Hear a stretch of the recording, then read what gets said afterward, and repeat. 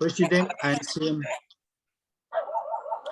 आइएनसिएम का president pastor Abram देली ज्यूलाई म धन्यवाद दिन चाहन्छु। यो समय उपलब्ध मलाई गराइदिनु भएको छ। अहिले भने हामी ठ्याक्कै घडीमा हेर्दाखेरि 7:21 गएको छ। तोकिएको समय 7 बजीदेखि हामी 21 मिनट पछि कुदिराखेका छौँ र म अलिक छिटो छिटो कार्यक्रमलाई अघि लान चाहे र विशेष गरिकन आज उपस्थित सम्पूर्णमा मेरो अभिवादन जय मसीह म टक्राउन चाहन्छु पुनः एकपल्ट। साथै विभिन्न देशहरूबाट जोडिनु भएका जति पनि पार्टिसिपेन्ट हुनुहुन्छ, गजललाई माया गरिकन या त गजल कस्तो हो भन्ने एउटा अभिप्राय लिएर हजुर यस जुम मार्फत अनलाइन तालिममा सहभागी हुनुभएको छ। यहाँहरू सबैलाई आजको जुम अनलाइनमा स्वागत जनाउँदछु र सोझै आज हामी प्रार्थनातिर जाउँ। जो परमेश्वरको छोराछोरी कुनै पनि काम गर्छौँ हामी परमेश्वरलाई पहिलो स्थान दिएर गर्नुपर्ने हुन्छ र सुरुको प्रार्थना हाम्रो प्रशिक्षक नै हुनुहुन्छ हाम्रो बीचमा। उहाँ गजलको एउटा पोक्त व्यक्ति, लेखन शैली उहाँको एकदमै सुन्दर र म आदरणीय पास्टर कृष्ण भण्डारीज्यूलाई सुरुको प्रार्थना गर्ने आग्रह गर्दछु।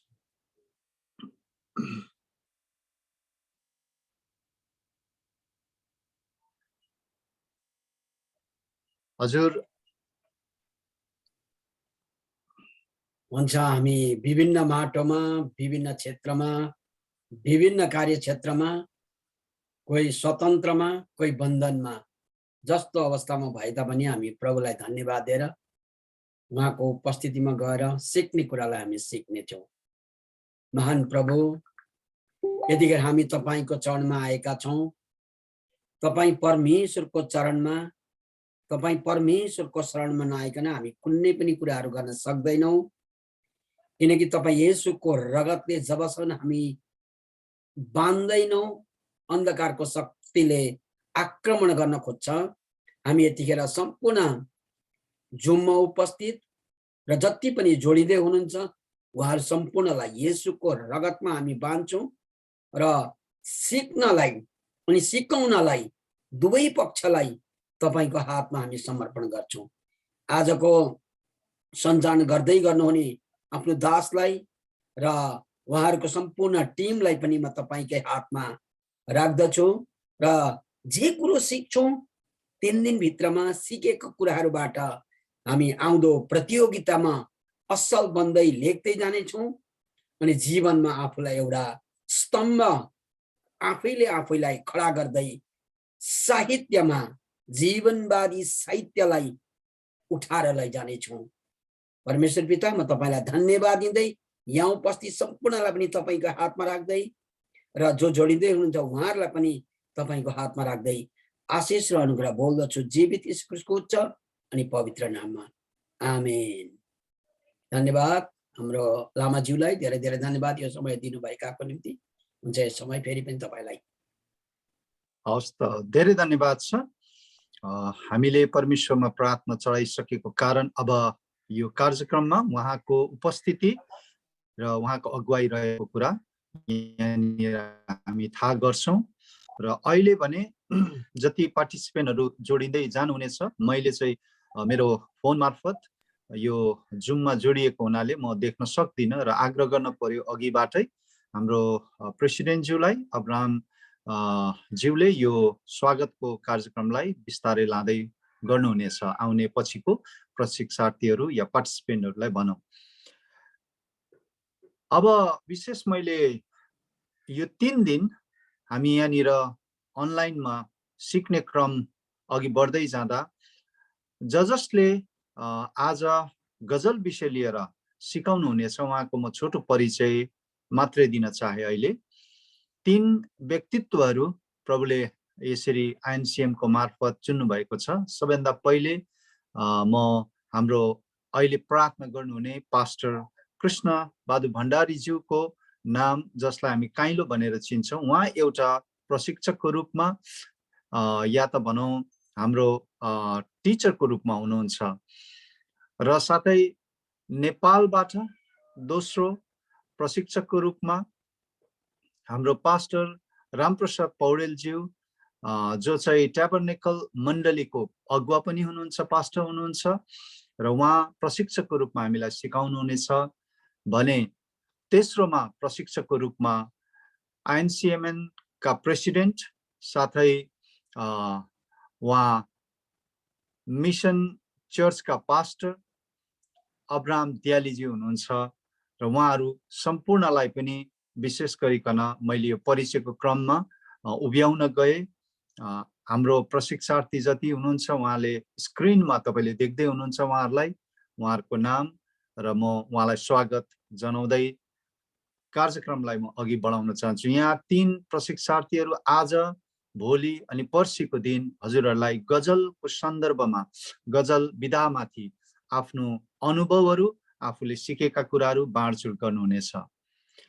र अब भने म सालाखालामा भनौँ या समग्रमा हजुर पार्टिसिपेन्ट जति प्रशिक्षार्थी जोडिनु भएको छ विभिन्न ठाउँहरूबाट, विशेष गरेर नेपालबाट जोडिनु हुने सम्पूर्ण गजल प्रेमीहरू भनौँ, गजललाई माया गर्ने, गजल सिक्ने इच्छा राख्नुहुने प्रभुका छोराछोरी सम्पूर्णमा म यसरी स्वागत आजको अनलाइन यसरी तालिममा जनाउन चाहन्छु।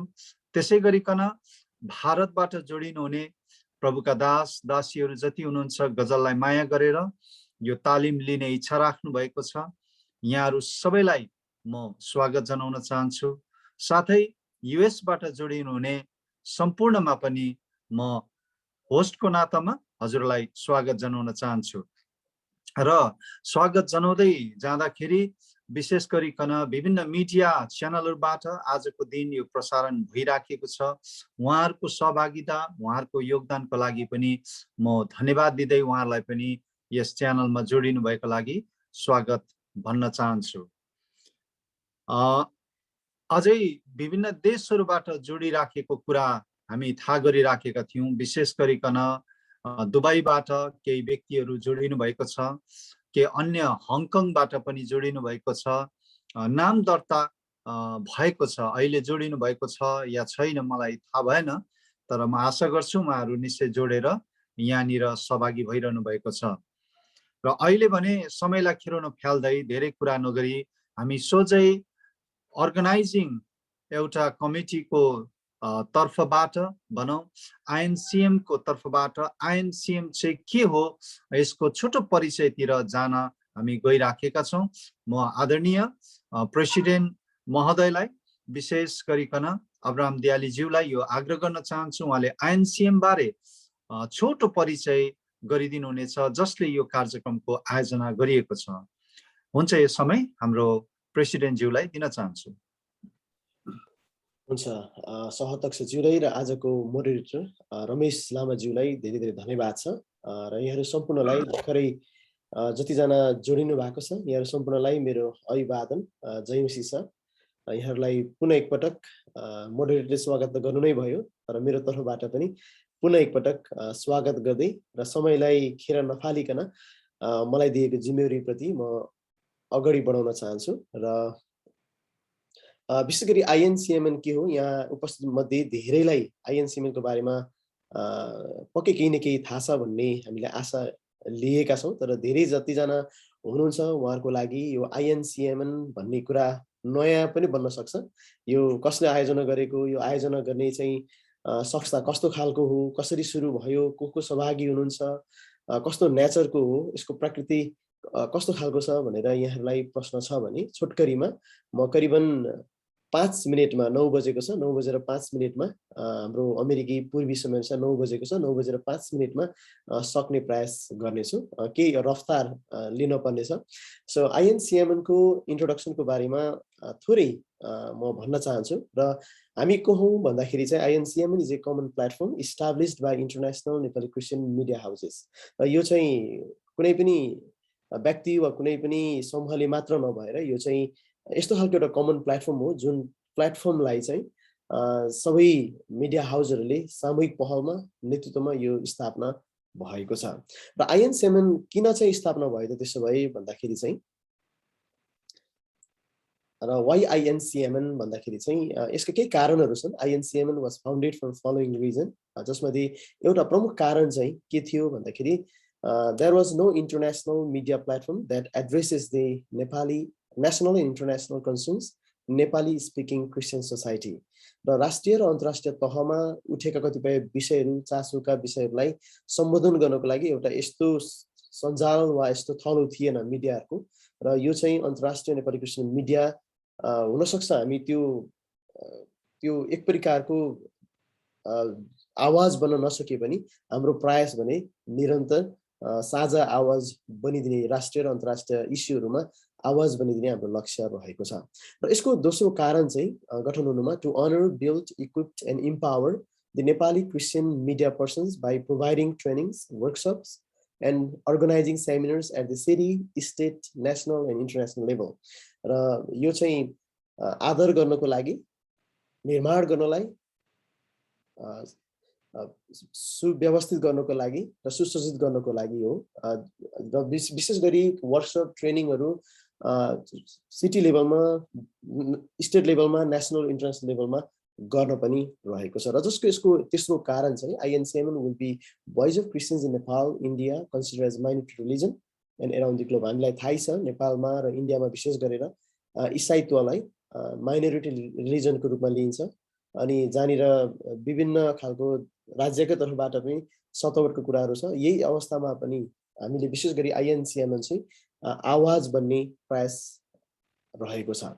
र हाम्रो मिसन चाहिँ यहाँले यति बुझिराख्दाखेरि mission is kind of clear now हैन। अहिलेसम्म तपाईलाई यसो छान्नको लागि सहज भयो होला। आइएनसिएमएन को मिसन चाहिँ the mission of INCMN is to provide a platform to share resources and skills to motivate each other and to honour, build and equipped and empower Nepali speaking Christian media persons by providing trainings, workshops and organising seminars at the city, state, national and international level.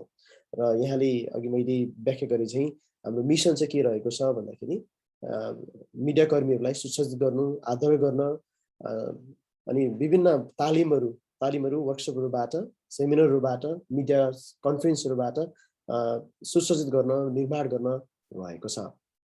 र हाम्रो vision चाहिँ transforming the Nepali Christian media persons to professionalism to extend the kingdom of God. र विशेष गरी इसाई मिडियाहरूलाई व्यावसायिकतामा रूपान्तरण गर्दै परमेश्वरको राज्य विस्तार गर्नु चाहिँ हाम्रो दर्शन रहेको छ। अलिकति आइएनसिएमएन को बारेमा थोरै फ्ल्यासब्याक मैले यहाँ छोटकरीमा गर्न चाहे। आइएनसिएमएन भनेको के हो, यसको हिस्ट्री कसरी चाहिँ यो जन्म भयो भन्ने बारेमा थोरै इतिहास यहाँको बिचमा मैले राख्न चाहे। आइएनसिएमएन गठन हुनभन्दा अगाडि यसलाई हामीले फर्स्ट प्री आइएनसिएमएन गेदरिङ भनेर भनेका छौँ, जुन चाहिँ काठमाडौँ नेपालमा मार्च 13, 2018 मा भएको थियो, जसको एक झलक अहिले यहाँले देख्न सक्नुहुन्छ। त्यसरी नै दोस्रो भेटघाट प्री आइएनसिएमएन नै गेदरिङ भनौँ, आइएनसिएमएन गठन हुनुभन्दा अगाडिको एउटा बेला सिलगढी इन्डियामा मार्च 26 तारिक 2018 मा भएको थियो। त्यसरी नै तेस्रो, जब नेपाल र इन्डियामा पहिलो र दोस्रो भेला भइसके पछाडि तेस्रो चाहिँ काइन्ड अफ वर्किङ कमिटी गठनको लागि यसरी 3 देशको प्रतिनिधित्वमा अप्रिल 4 तारिक 2018 मा इन्डिया, नेपाल र अमेरिकाको उपस्थितिमा, त्यहाँबाट प्रतिनिधि गर्दै उपस्थितिमा यसरी एउटा बोर्डको गठन भयो। त्यसले चाहिँ पहिलो मिडिया समिट 2019 काठमाडौँ नेपालमा 2 दिने मार्च 15 र 16 तारिक स्टाफ कलेजमा यसरी सम्पन्न भयो, जसको केही झलकहरू यहाँहरूले यसरी देख्न सक्नुहुन्छ। यो चाहिँ केही झलकहरू मात्रै हो, हामीले समयको अवस्थालाई पनि मध्यनजर गर्दै सबै कुराहरू हामीले इन्क्लुड गर्न चाहिँ सकेनौँ। र आइएनसिएमएन को बोर्ड मेम्बर्समा, बोर्ड अफ एडभाइजर्समा डाक्टर एडन रङकङ हुनुहुन्छ, त्यसरी नै लोकनाथ मनिन हुनुहुन्छ, reverend doctor Chhatrapal Subba sir हुनुहुन्छ, त्यसरी नै पास्टर चन्द्रमान नेपाली सर, हाम्रो 4 जना एडभाइजर्स हुनुहुन्छ। डाक्टर एडन रङकङ र त्यसरी नै रेभरेन्ड डाक्टर छत्रपल सर चाहिँ इन्डियाबाट हुनुहुन्छ भने त्यसरी नै लोकनाथ मनिन सर र पास्टर चन्द्रमान नेपाली नेपालबाट हाम्रो सल्लाहकारको रूपमा हुनुहुन्छ। त्यसरी नै आइएनसिएमएन को बोर्डमा यहाँले देख्दै हुनुहुन्छ, कतिलाई हामीलाई चिन्नु पनि हुन्छ, कतिजनालाई चिन्नुहुन्न भने रमेश लामाज्यू, दिनेश श्रेष्ठज्यू, भुवन देवकोटा, विश्वास थापा, रामप्रसाद पौडेल, सुमित नेपाली, हनोक थापा, रेणु वैबा, सुभाष लगुन, किशोर कुमार राई, उहाँ चाहिँ शारीरिक रूपमा हाम्रो बिचमा हुनुहुन्न, उहाँ परमेश्वरको साथमा केही महिना अगाडि उहाँको कोभिडको कारणले गर्दा असामयिक वर्क फ्रम होममा सुत्नुभयो र उहाँ हाम्रो बिचमा हुनुहुन्न। त्यसरी नै निमा लेप्चा सर, हाम्रो यति वर्किङ कमिटीहरू रहेको छ र विशेष गरी आइएनसिएमएनको पनि आइएनसिएमएन इन्डिया टिम यसरी संसारका मित्रहरू भनेर गठन भएको छ। त्यसरी नै नेपालको लागि हामीले नेसनल बडी अथवा इन्डिपेन्डेन्टली बडीको लागि पनि हामीले प्रार्थना, हाम्रो पहल जारी नै छ। युएसको लागि पनि हामीले पहल केही समय अगाडि थालेका थियौँ इन्डिपेन्डेन्टली वा आइएनसिएमएन मार्फत नै, तर कोभिडको कारणले गर्दा पोस्टपोन भएको छ र आइएनसिएमएनले विगतमा केही कार्यक्रमहरू यसरी पादरी गङ्गा प्रसाद प्रधानको स्मृति दिवस त्यसरी नै यसरी केही कार्यक्रमको झलक काठमाडौँमा हामीले गर्न सक्यौँ र विगतमा अहिले यहाँनिर हाम्रोमा छविसेक ज्यू पनि हुनुहुन्छ जो न्युयोर्कबाट, उहाँले हाम्रो 3टै कार्यक्रम आइएनसिएमएनबाट ल्याइएको 3टै कार्यक्रममा उहाँले सहभागी बन्नु भएको छ। यहाँहरूमध्ये कतिजनाले पनि सहभागी भइराख्नु भएको होला, जसमा 3 दिने मिडिया ट्रेनिङ थियो। त्यसरी नै जर्नलिजम तालिम पनि हामीले सुसम्पन्न गऱ्यौँ भर्चुअल्ली 2टै। र हामीले सेकेन्ड मिडिया समिट चाहिँ सिलगढी इन्डियामा हुने थियो, कोभिडको कारणले गर्दा क्यान्सल भएको छ अन्टिल द फ्युचर डेट। र त्यसरी नै हामीले 2 दिनको मिडिया समिट पनि यसरी ग्लोबल मिडिया समिट पनि हामीले समापन गर्न सक्यौँ। र अहिले चाहिँ तपाईँ यो गजल राइटिङ वर्कसपमा हुनुहुन्छ र यहाँ हामीलाई जोइन गरिदिनु भएको लागि यहाँहरूलाई हृदयबाट धन्यवाद छ। हुन्छ, यो समय मेरो समयलाई मैले तोकिएको समयभन्दा 2 मिनट बढी गएछ, माफ गर्नुहोला।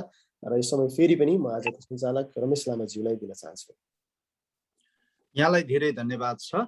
हामीले एउटा छोटो भए पनि इतिहास कोरेर अघि आइराखेको सानो झाँकी, सानो प्रस्तुति हजुरले देख्नुभयो र आइएनसिएम को उद्देश्य साथै आइएनसिएम को गठनको एउटा प्रक्रियामा कसरी अगाडि बढेर गए भन्ने हामीले थाहा गर्यौं। भारतमा सञ्चारका मित्रहरू भनिकन यहाँनिर नेसनल बडी गठन भएको छ भने नेपालमा पनि यो प्रक्रिया हामी अघि बढिराखेको छ र आउँदो दिनमा नेपाल लगायत अन्य देशहरूमा पनि यसरी नेसनल बडी गठन गर्ने उद्देश्य राखेका छौं र जो हङकङबाट हुनुहुन्छ, अरू मुलुकहरूबाट हुनुहुन्छ, उहाँले हामीसँग सम्पर्क राखेर त्यहाँनिर नेसनल बडी गठन गर्ने यदि हजुरको इच्छा रहेमा सम्पर्क राख्न सक्नुहुन्छ।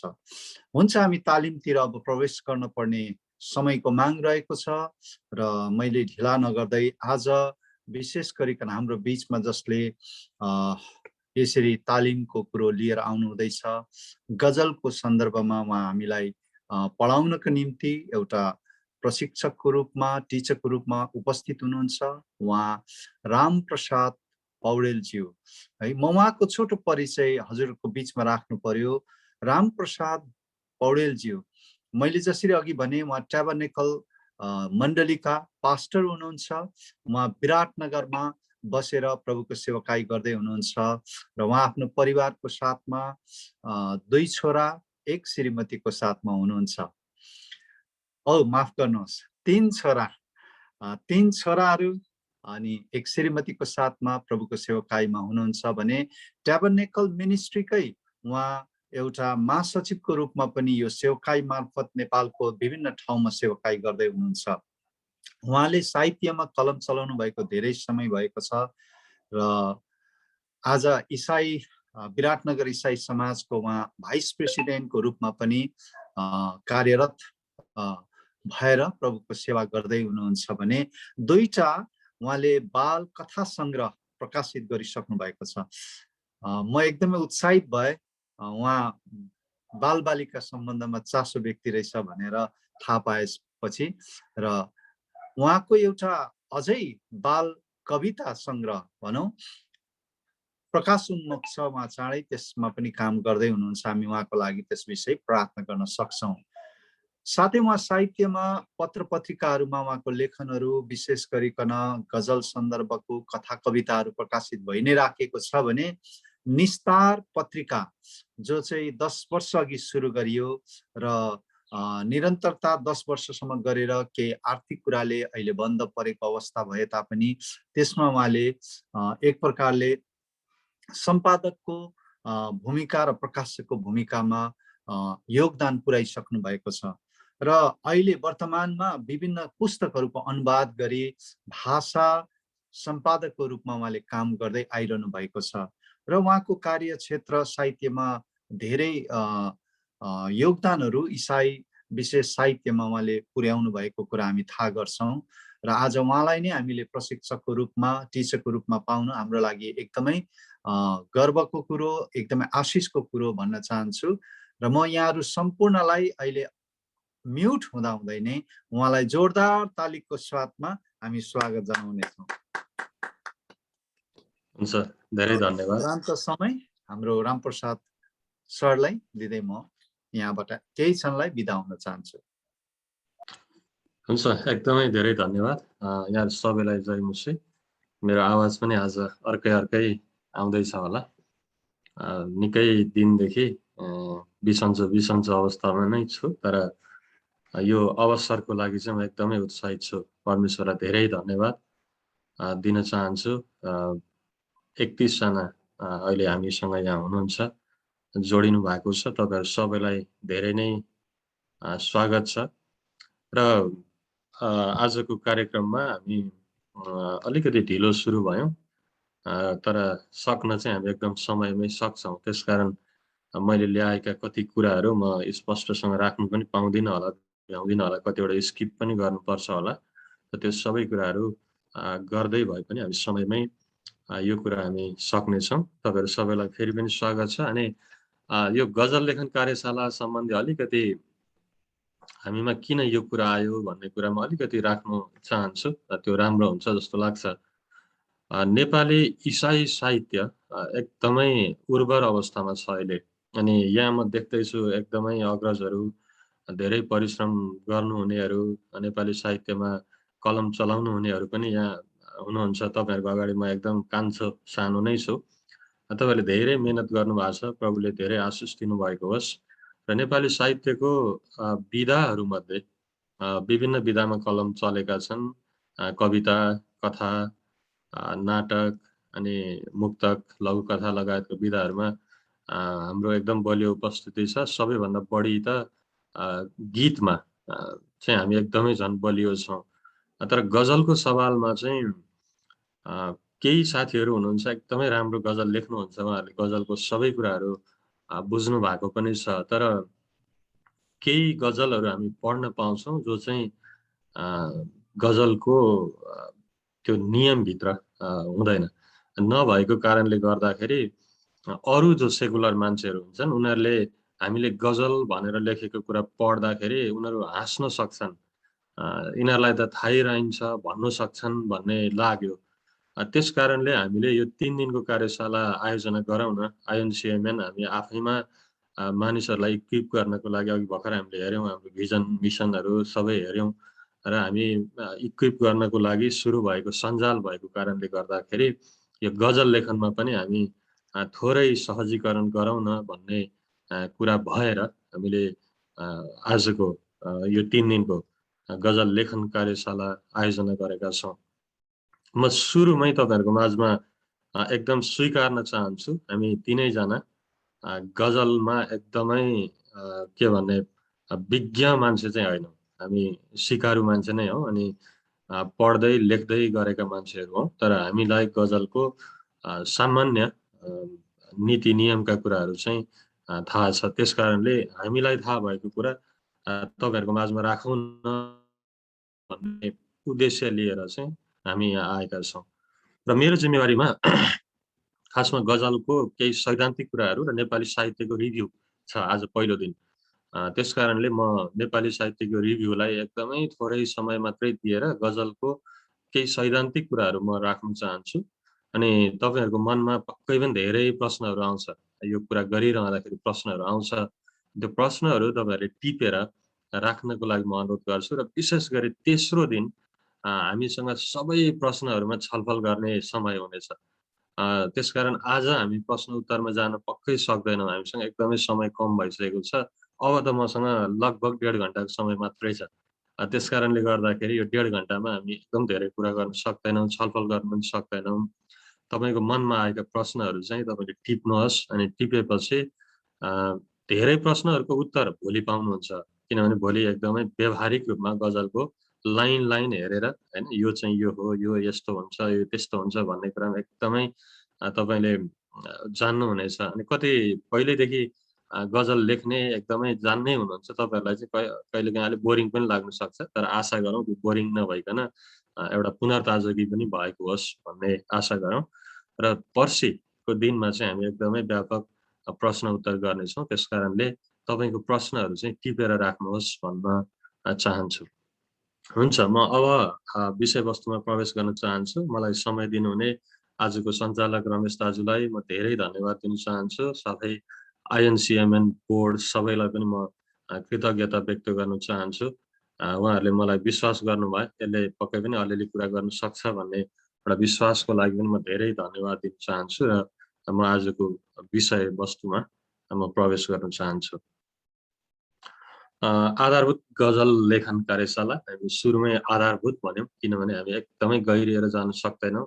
गजल आफैमा एकदम ठुलो विधा भएको छ अहिले, अनि गहिरिएर यसको भित्र धेरै कुराहरू गर्न हामी पक्कै भ्याउँदैनौँ। यो 3 दिनको 2-2.5 घन्टाको समयमा हामी त्यो गर्न सक्दैनौँ। त्यसकारण एकदमै आधारभूतै हामीले यसलाई राख्दैछौँ।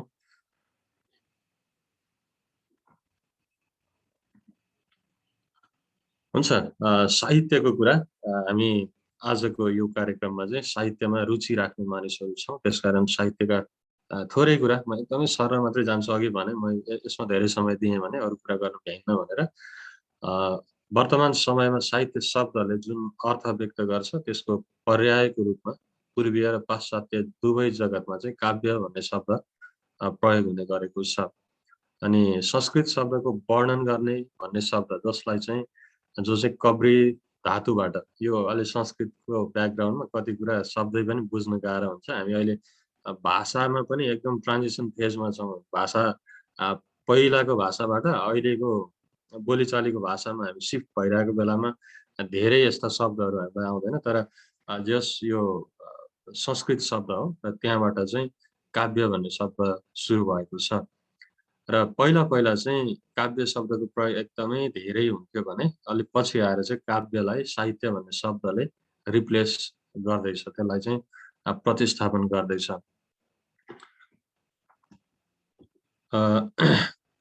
अब यो पूर्वीय विद्वानहरू, आचार्यहरू, संस्कृत पढ्ने मानिसहरूको दृष्टिमा चाहिँ काव्य भनेको शब्द अर्थको सहभाव हो, या पछाडि संस्कृतमा पनि दिएको छ। यो सबै अहिले हामी पढ्न भ्याउँदैनौँ। इष्ट अर्थले युक्त पदावली काव्यको शरीर हो, काव्यको आत्मा चाहिँ रीति हो, शब्द र अर्थ नै काव्य हो, काव्यको आत्मा ध्वनि हो।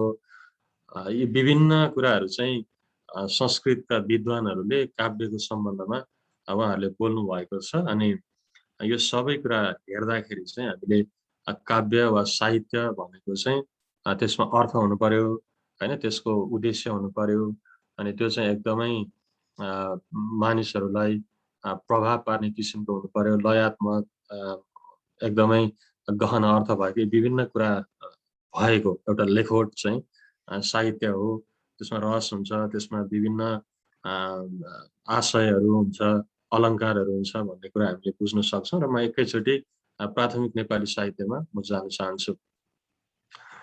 नेपालको साहित्यलाई खास गरी 3 भागमा विभाजन गरिएको छ। अनि नेपाली साहित्यको इतिहास एकदमै धेरै पुरानो पनि छैन। यो चाहिँ भानुभक्तको समयदेखि यसलाई प्राथमिक नेपाली साहित्यको युग भनेर बयान गरिएको, यसलाई व्याख्या गरिएको छ। र नेपालमा साहित्यमा इतिहास लेख्नेहरूले यसरी नै यसलाई चाहिँ विभक्त गर्नुभएको छ। र भानुभक्त युग भनेर जुन समय प्राथमिक काललाई चिनिन्छ, त्यो बेलामा अरू केही लेखकहरू पनि थिए र अरू केही लेखकहरूले पनि भर्खर एउटा लेखाइको माध्यमद्वारा आफ्नो विचारहरू अभिव्यक्त गर्न सुरु गरेका थिए। त्यसमा चाहिँ एकदमै सुरुमा लेखिएको साहित्य चाहिँ वीरगाथामा हुन्थ्यो। अनि त्यतिखेर नेपाल एकीकरणको कुराहरू हैन, त्यतिखेर अलिकति एकले अर्कालाई हराउने लडाईँका कुराहरू भएको कारणले त्यतिखेर वीरता प्रदर्शन गर्ने कुराहरू लेखिएका थिए। र त्यसमा चाहिँ सुभानन्द दासले चाहिँ पृथ्वीनारायण भन्ने शीर्षकको कविता लेख्नु भएको थियो, र त्यसलाई चाहिँ नेपालका धेरै विद्वानहरूले चाहिँ नेपालको पहिलो कविता हो वा यो चाहिँ एकदमै नेपाली साहित्यको सुरुवात हो भनेर मानेको पाइन्छ। र यसमा पनि धेरैको आफ्नो आफ्नो मत छ। त्यस कारणले गर्दाखेरि यो नै एकदमै सही हो भन्ने कुरा अझै पनि सर्वसम्मत हुन चाहिँ बाँकी छ, तर धेरै विद्वानहरूले यसरी मानेको पाइन्छ। अनि त्यसपछि चाहिँ भक्ति धाराको सुरुवात भएको छ, जहाँ चाहिँ ईश्वरलाई आराधना गर्ने कुराहरू, खास गरी नेपाली हिन्दू संस्कृति अनुसार। अनि त्यतिखेर सद्गुण भक्ति र निर्गुण भक्ति भनेर, सद्गुण भक्ति भनेको चाहिँ देखिने कुरामा हैन, वा कसैलाई मानेर कसैलाई चाहिँ ईश्वर तुल्याएर गुणगान गाउने कुरा। निर्गुण भनेको चाहिँ कुनै व्यक्तिलाई ईश्वर नबनाइकन भक्ति गर्ने कुरा। यसरी दुईवटा कुरामा चाहिँ नेपालको साहित्य त्यतिखेर भएको छ। र त्यसमा कृष्ण भक्ति धारा र राम भक्ति धारा भनेर दुईटा व्यक्तित्वलाई मेन ईश्वर बनाएर साहित्य लेखिएको छ। अनि त्यसमा चाहिँ हामीलाई थाहा छ रामायण त्यतिखेरको सबैभन्दा महत्त्वपूर्ण कृतिको रूपमा चाहिँ आएको छ। अनि त्यो बेलामा कृष्ण भक्ति धारामा धेरैले कलम चलाउनु भएको छ। अनि राम भक्ति धारामा चाहिँ भानुभक्त आचार्य नै प्रमुख हुनुहुन्छ। जतिखेर नेपाली साहित्यमा कुनै कृतिहरूको एउटा अस्तित्व थिएन, अनि त्यो बेलामा चाहिँ एकदमै अहिले पनि साहित्यको दृष्टिकोणले, शास्त्रीय छन्दको दृष्टिकोणले रामायण एकदमै महत्त्वपूर्ण छ। धार्मिक रूपमा हामीलाई त्यसमा कुनै आस्था नहोला, तर त्यो शास्त्रीय लेखनको हिसाबले चाहिँ रामायण एउटा बलियो कृति छ अहिलेसम्म पनि। र त्यो रामायण चाहिँ प्राथमिक कालमा नै नेपाली साहित्यले पाउन सक्यो। त्यसपछि माध्यमिक काल सुरु भयो, जो चाहिँ 1941 देखि 1974 सम्म मानिएको छ, र जसलाई मोतीराम युग भनेर पनि भनिन्छ। र यतिखेर चाहिँ श्रृङ्गारिक धाराहरू भयो। प्राथमिक कालमा वीर धारा र भक्ति धाराको भयो भने माध्यमिक कालमा श्रृङ्गारिक धाराको। यतिखेर चाहिँ राणा शासन नेपालमा, अनि एकदमै उनीहरू चाहिँ मोज मस्ती, ऐस आराम हैन, नाचगान त्यस्तो कुरामा बढी लिप्त भएको अवस्था थियो। अनि लेख्नेहरूले पनि अब त्यही नाच्ने नर्तकीहरूको व्याख्या गर्दै, तिनीहरूको सुन्दरताको वर्णन गर्दै लेख्ने त्यस्ता कुराहरू आयो। र त्यही मध्ये मोतीराम भट्ट पनि एक हुन्। अनि तिनले श्रृङ्गारिक धारालाई चाहिँ एकदमै बढी प्रयोग गरेको हामी पाउँछौँ, श्रृङ्गारको वर्णन गरेको पाउँछौँ। र अहिले हामीले जुन छलफल गर्दैछौँ गजल, अनि गजल पनि नेपालमा भित्रिँदाखेरि चाहिँ स्त्रीको सुन्दरताको वर्णन गर्ने साहित्यको रूपमा भित्रिएको थियो। र अहिले त त्यो एकदमै व्यापक भएको छ, तर नेपालमा सुरुमा भित्रिँदाखेरि चाहिँ गजल त्यसरी आएको थियो। र त्यही समयमा माध्यमिक नेपाली कविताको कथाको विकास भयो। अनि नेपाली कथा साहित्यको माध्यमिक कालमा पिनासको कथा अनि विभिन्न यहाँ लेखिएको छ। यो तपाईहरुलाई चाहियो भने हामी यो सबै पीडीएफ दिन सक्छौं। अहिले एकदमै यसमा धेरै समय बिताउन असमर्थ छु, त्यसकारण म यो सबै भन्न सक्दिनँ। तर त्यही बीचमा स्वस्थानी व्रत कथा, जो हामी धेरैलाई थाहा छ, त्यो पनि लेखिएको थियो। माध्यमिक नेपाली साहित्य भित्र नै नेपाली उपन्यासको सुरुवात भयो। अनि वीर सिक्का भन्ने उपन्यास चाहिँ नेपालको पहिलो उपन्यास मानिन्छ भने माध्यमिक कालको अन्तिम उपन्यास चाहिँ सुमति भन्ने उपन्यासलाई मानिएको छ। अनि त्यही बेलामा नेपाली निबन्धहरूको सुरुवात भएको छ, नेपाली नाटकको सुरुवात भएको छ। अनि ती सबै कुरा भएर चाहिँ 1991 मा आइपुगेपछि 1985 90 91 मा आइपुगेपछि माध्यमिक काल सकिएको छ। त्यसपछि आधुनिक नेपाली साहित्य भनेर तेस्रो कालको सुरुवात भएको छ। र आधुनिक नेपाली कविता चाहिँ 1975 देखि नै यता आएर सुरु भयो। र त्यसमा एकदमै प्रमुख कवि चाहिँ आधुनिक नेपाली साहित्यको प्रमुख कवि चाहिँ लेखनाथ पौडेल हुनुहुन्छ। अनि उहाँको समकालीनहरू सोमनाथ सिग्देल, बालकृष्ण सम, अनि त्यसपछि अरु विभिन्न, र त्यही बेलामा नै लक्ष्मीप्रसाद देवकोटाको पनि उदय भएको छ। अनि त्यो बेलामा विभिन्न धारामा कविताहरू लेखियो, परिष्कारवादी धारा, शास्त्रीयतावादी धारा, अनि स्वच्छन्दतावादी धारा भनेर। अनि एकदमै स्वच्छन्द रूपमा कविता लेख्नेमा चाहिँ लक्ष्मीप्रसाद देवकोटा नै हुनुहुन्छ। उहाँले यसको थालनी गर्नुभएको छ। अनि उहाँलाई पछ्याउनेहरू सिद्धिचरण श्रेष्ठ, युद्धप्रसाद मिश्र, माधव प्रसाद घिमिरे, केदारमान व्यथित, गोपाल रिमाल लगायतको व्यक्तिहरू हुनुहुन्छ। र यहाँ लेखिएका मध्ये कोही पनि अहिले चाहिँ जीवित हुनुहुन्न। अनि आधुनिक नेपाली साहित्यको कविताभित्रै प्रयोगवादी धारा भनेर सुरु भयो। अनि त्यसमा चाहिँ मोहन कोइराला भन्नेले कविता लेख्नुभयो। अनि उहाँको कविता चाहिँ सुरुमा हामीले पढ्दाखेरि केही पनि बुझ्दैनथ्यौँ, के भनेको होला भन्ने हामीलाई लाग्थ्यो। अनि कसैलाई सोध्यो भने यो किन बुझेन भनेको भनेर सोद्धाखेरि उहाँहरूले यो नबुझेकै कारणले यसलाई प्रयोगवादी भनेको, यो प्रयोग गरेको हो भन्ने पनि उत्तर चाहिँ मैले चाहिँ पाएको थिएँ कलेज पढ्दाखेरि। उहाँको फर्सीको जरा भन्ने एउटा कविता छ, तपाईँहरूले अहिले त गुगलतिर पनि पाउनुहुन्छ होला, यसो खोजेर पढ्नुभयो भने मलाई लाग्छ बुझ्न निकै गाह्रो छ। अनि उहाँले नयाँ प्रयोग चाहिँ सुरु गर्नुभयो। अनि घाइते युग भन्ने कविता उहाँको पहिलो प्रयोगवादी कविता थियो। त्यसपछि अरू धेरै कविताहरू लेख्नुभयो। अनि प्रयोगवादी धाराभित्रै चाहिँ अरू धेरै आन्दोलनहरू पनि भयो। त्यसमा आयामेली आन्दोलन, रालफाली आन्दोलन, अस्वीकृत जमात, अम्लेख, बुट पालिस भन्ने विभिन्न आन्दोलनहरू भयो। अनि त्यसमा चाहिँ दार्जिलिङबाट थालिएको तेस्रो आयाम वा आयामेली आन्दोलनलाई चाहिँ प्रमुख मानिएको छ। अनि त्यसमा बैरागी काइँला, ईश्वर बल्लभ र इन्द्रबहादुर राई 3 जना चाहिँ हुनुहुन्छ। तपाईँहरूले पहिला पक्कै पढ्नु भएको थियो, अहिले पनि तपाईँले याद गरिरहनु भएको छ होला होइन। यो आयामेली आन्दोलनको मुख्य व्यक्ति को हुन् भन्ने कुरा हामीलाई त हाजिर जवाफमा धेरैचोटि सोध्नुहुन्थ्यो। यी व्यक्तिहरू चाहिँ त्यसमा संलग्न हुनुहुन्थ्यो। आधुनिक नेपाली साहित्यभित्र आधुनिक नेपाली कथाको अलिकति कुरा गर्दा चाहिँ गुरुप्रसाद मैनालीले कथा लेख्न थालेपछि चाहिँ नेपालको कथामा आधुनिक काल सुरु भएको र उहाँले नासो भन्ने कथा लेख्नु भएको छ। मैले व्यक्तिगत रूपमा भन्दा चाहिँ मलाई अहिलेसम्म पनि अब नेपाली कथा त विकसित भएर यहाँसम्म आइपुग्यो, तर गुरुप्रसाद मैनालीले लेखेको जति राम्रो कथा चाहिँ कसैको पनि लाग्दैन। उहाँले साह्रै सामाजिक, साह्रै बुझ्ने किसिमले कथा लेख्नु भएको छ। नासो कथा सङ्ग्रह तपाईँहरूले पढ्नुभयो भने पाउनुहुन्छ। हरेक कथा एकदमै उत्कृष्ट छ। त्यसपछि पुष्कर शमशेर, शिवकुमार राई, देवकुमारी थापा, दौलत विष्ट, बद्रीनाथ भट्टराई, माया ठकुरी, अच्छा राई, नेपाल इन्डियाको यहाँ मिश्रित हुनुहुन्छ लेखकहरू। उहाँहरूले चाहिँ धेरै नेपाली कथामा सामाजिक यथार्थवादी धारामा चाहिँ उहाँहरूले योगदान पुर्याउनु भयो।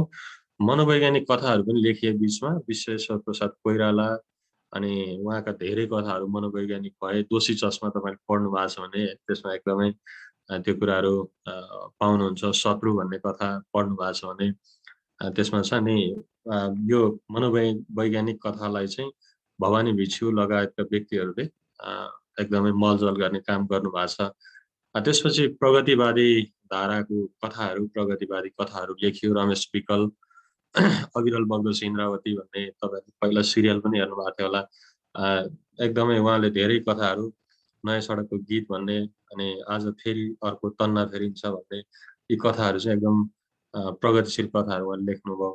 अनि त्यसमा खगेन्द्र सङ्ग्रौला, मोहनाथ प्रसिद्ध लगायतका अरू धेरै लेखकका नामहरू तपाईँहरूले हेर्न सक्नुहुन्छ। उहाँले योगदान पुर्याउनु भयो। प्रयोगवादी धारामा इन्द्रबहादुर राई आयामेली आन्दोलनको एकजना प्रमुख व्यक्तित्व। उहाँले रातभरि हुरी चल्यो भन्ने कथा लेखेर त्यो सुरुवात गर्नुभयो र उहाँको धेरै त्यस्ता कथाहरू छन्। अनि शङ्कर लामिछाने, पारिजात, ध्रुवचन्द्र गौतम, मनु ब्राजाकी लगायतका व्यक्तिहरूले यसमा योगदान गर्नुभएको छ।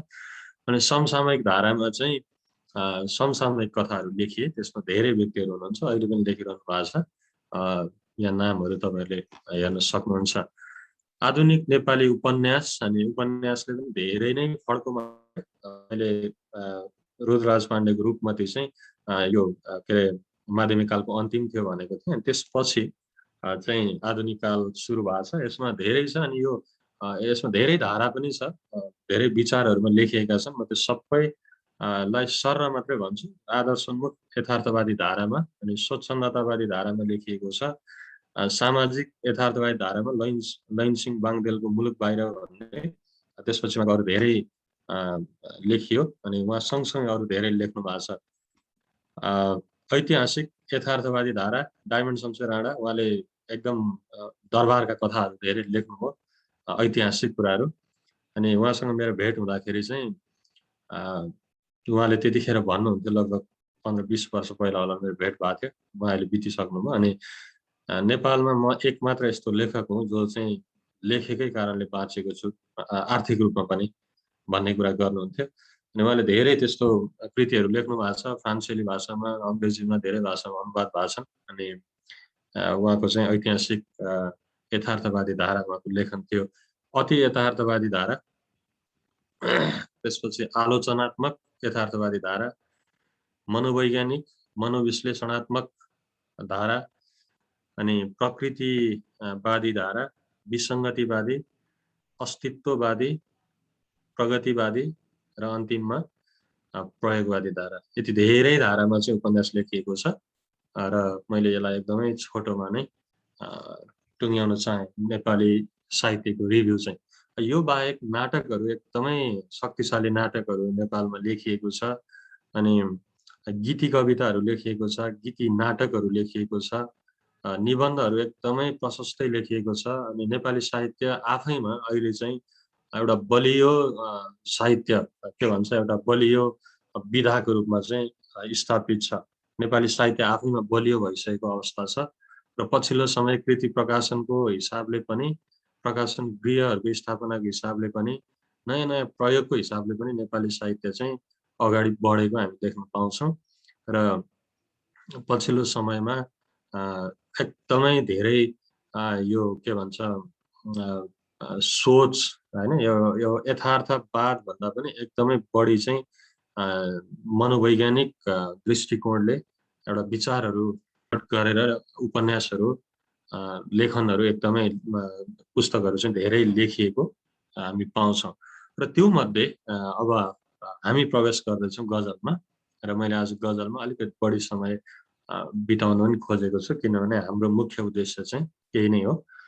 र गजलको इतिहास र यसको विकास कसरी भयो भन्ने कुरामा हामी अलिकति बढी समय चाहिँ दिन्छौँ। गजल चाहिँ एउटा नेपाली साहित्यको मूल विधा नभएको वा नेपालमै उत्पन्न भएको विधा चाहिँ होइन। अनि यो चाहिँ पाश्चात्य साहित्य भनेर भनिएको छ, नेपाल बाहिरको साहित्य। अनि यो चाहिँ खासमा अरबी भाषामा जन्मिएको हो, अनि फारसी भाषामा हुर्किएको र आजको विश्व साहित्यको अनेक भाषाहरूमा चाहिँ मौलाएको विधा हो। अहिले यो प्राय सबै भाषाहरूले चाहिँ गजल लेख्न सुरु गरेको, वा कति भाषामा त गजल एकदमै उर्वर भइसकेको अवस्था पनि छ। र यो फारसी भाषा अहिलेको समयमा कहाँ बोलिन्छ भन्ने तपाईहरुको मनमा प्रश्न हुन सक्छ। अनि अहिलेको राष्ट्रिय भाषाकै रूपमा चाहिँ फारसी भाषा चाहिँ अफगानिस्तानमा बोलिँदो रहेछ। अनि त्यसलाई चाहिँ दारी भनेर पनि उहाँको सायद लोकल भाषामा त्यो भन्ने रहेछ। अनि यो पर्सिया, इरान लगायतका देशहरूमा चाहिँ त्यतिखेरको समयमा यो भाषा एकदमै बढी प्रयोगमा थियो। र ग्रिसमा समेत पनि केही ग्रिक विद्वानहरूले फारसी भाषा अध्ययन गरेको र फारसी भाषामा लेखेको कुराहरू चाहिँ मैले यसो अध्ययन गर्दै गर्दाखेरि त्यो थाहा पाएको छु। र यसरी चाहिँ फारसी भाषामा हुर्किएको यो साहित्यको विधा चाहिँ अहिले नेपाली भाषामा पनि एकदमै लेखिन थालेको छ। र गजल चाहिँ गेय परम्पराबाट प्रभावित र विकसित विधा हो। यो भन्ने बित्तिकै गजल भनेको चाहिँ गाइनुपर्छ वा गाउन सकिने विधा हो भनेर हामीले बुझ्नुपर्छ, किनभने यो यसको सुरुवातै त्यसरी नै भएको थियो, गाउनकै लागि चाहिँ भएको थियो। र अर्को कुरा चाहिँ गजल कसरी कलम चलाउने वा कुन धारबाट कलम चलाउने भन्ने बारेमा चाहिँ एउटा विषयवस्तुको आधार खडा हुन्छ। जस्तो हामीले गजल लेख्न बस्दाखेरि नै म यो विषयमा लेख्छु भनेर एउटा सोच हामीमा आउँछ, अनि त्यो सोचलाई चाहिँ मफहुम भनेर भनिन्छ। यो गजलमा प्रयोग हुने धेरै शब्दहरू चाहिँ फारसी भाषा, उर्दू, अरबी भाषाको हुने हुनाले यो शब्दलाई हामीले यसरी नै बुझ्नुपर्ने हुन्छ, अरू छैन। अहिले एकछिन पछि एउटा भोलि खास गरी दिनभरि हाम्रो कक्षाभरि जुन चर्चा हुन्छ त्यसमा पनि यस्तै शब्दहरू आउँछ। अनि तपाईहरु कतिलाई त त्यो थाहा छ नै, कतिको लागि नयाँ पनि हुन सक्छ। अनि ती शब्दहरूमा नै हामी गर्छौँ। र तपाईले म आज यो विषयमा गजल लेख्छु वा यो विषय मेरो गजलमा आउँछ भनेर यदि सोच्नुहुन्छ भने त्यो विषयलाई चाहिँ गजलमा मफहुम भनेर भनिन्छ। अनि तपाईले त्यो मफहुम भित्र रहेर तपाईले त्यो गजल चाहिँ लेख्नुहुन्छ, त्यो विषयवस्तुमा रहेर तपाईले गजल लेख्नुहुन्छ। तर त्यसो भन्दैमा गजल चाहिँ फेरि यति धेरै स्वतन्त्र स्वच्छन्द एउटा विधा हो कि यसले हरेक शेरमा चाहिँ फरक फरक अर्थ फरक फरक विषय चाहिँ राख्न सक्छ, अटाउन सक्छ। एउटै गजलका विभिन्न शेरहरूमा पृथक किसिमको विषयवस्तुको आगमनलाई पनि गजलले सहजै स्वीकार गर्छ। सम्भवतः यो मौलिकता साहित्यका कमै विधामा मात्रै देख्न पाइन्छ। हैन, हामीले गजल कथा लेख्यौँ भने कथा एउटै सेरोफेरोमा मात्रै घुम्छ। कविता लेख्यौँ भने जे शीर्षक हुन्छ त्यो शीर्षककै सेरोफेरोमा कविता घुम्छ, हैन। तर गजलमा त्यस्तो हुँदैन। गजल चाहिँ यति धेरै मौलिकता वा यति धेरै यो स्वच्छन्दता यो विधामा हुन्छ कि तपाईँले, मैले अघि पनि भने, हरेक शेरमा तपाईँले फरक अर्थहरू वा फरक विषयहरू नै ल्याउन सक्नुहुन्छ। र यो चाहिँ अरू साहित्यको विधाहरूमा एकदमै कम हामीले देख्न पाउँछौँ। उत्पत्तिकालीन समयमा राजा महाराजाहरूको लागि दरबारमा मात्रै मनोरञ्जन गर्ने र गराउने उद्देश्य बोकेको गजल आज देश परिवर्तनको संवाहक, प्रकृतिको वर्णनकर्ता, विसङ्गतिको विरोधी अनि मानवीय सरोकारको विषयमा पनि निकटता राख्न थालेको छ।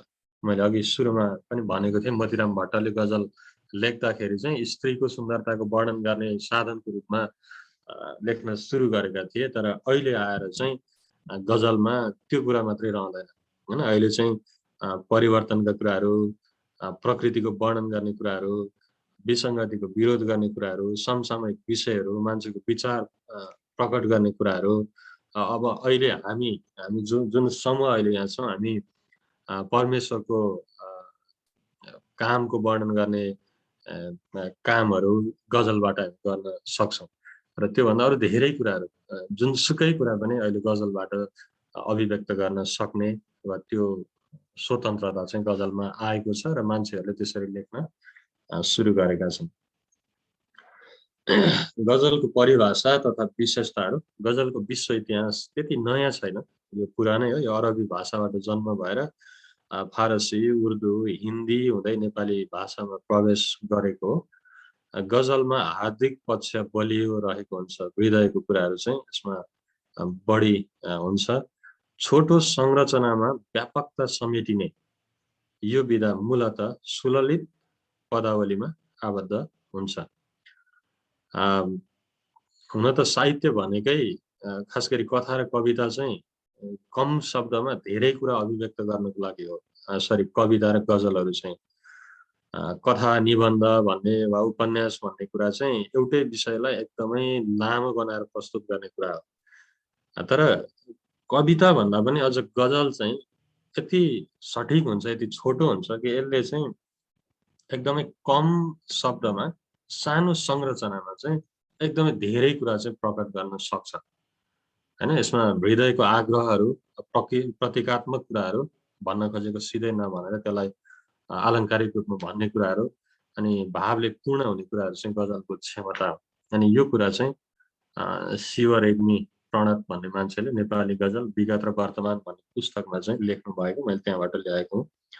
इन्साइक्लोपिडिया ब्रिटानिकाको अनुसार चाहिँ इस्लामिक साहित्यमा गजल एउटा छोटो र ओजपूर्ण कविताको रूप हो जसको सम्बन्ध प्रेमको विषयसँग रहेको हुन्छ।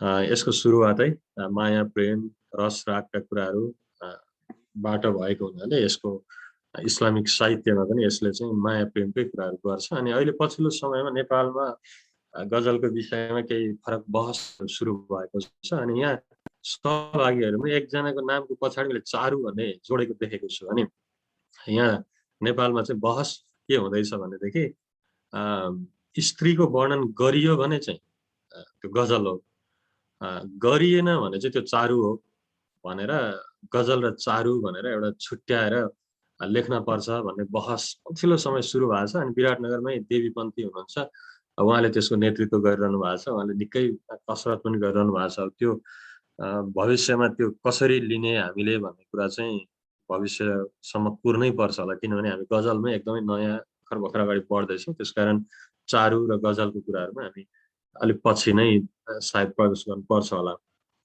त जे होस्, गजलले चाहिँ स्त्रीको सुन्दरतालाई ध्यान दिन पर्छ भन्ने मान्यता बलियो, अझै पनि शास्त्रीय कुरा हेर्दाखेरि त्यही नै देखिन्छ। नेपाली शब्द सागरको अनुसार चाहिँ श्रृङ्गार वा प्रेम प्रसङ्गको कविता कुनै छन्दबद्ध नभई तुक मात्र हुने श्रृङ्गारिक कविता चाहिँ गजल हो भनेर यसमा पनि श्रृङ्गारिक कुराहरू प्रेम प्रसङ्गकै कुराहरूलाई चाहिँ जोड दिएको पाइन्छ नेपाली शब्द सागरमा पनि। बृहत नेपाली शब्दकोशले चाहिँ श्रृङ्गार रसको कविता लेखिने फारसी छन्द वा त्यस छन्दमा लेखिने कविता चाहिँ गजल हो भनेर भनिएको छ। डाक्टर रोहित अस्थानाका अनुसार चाहिँ शिल्पका दृष्टिले 5, 7 वा तीभन्दा बढी शेरहरूको समूहको नाम गजल हो। उहाँले यसमा शास्त्रीय कुराहरू केही पनि गर्नु भएको छैन। यति शेरहरू भएको कविता चाहिँ त्यो समूहहरू चाहिँ गजल हो भनेर उहाँले भन्नुभएको छ। भवानी शङ्करको अनुसार गजल एक छन्दबद्ध स्वतन्त्र काव्य विधा हो। अनि ज्ञानवाकर पौडेल जो नेपालमा चाहिँ गजललाई मोतीराम भट्टले छोडेर गएपछि उहाँले झ्याप्पै काँध हालेर अगाडि लिएर पढ्नुभयो।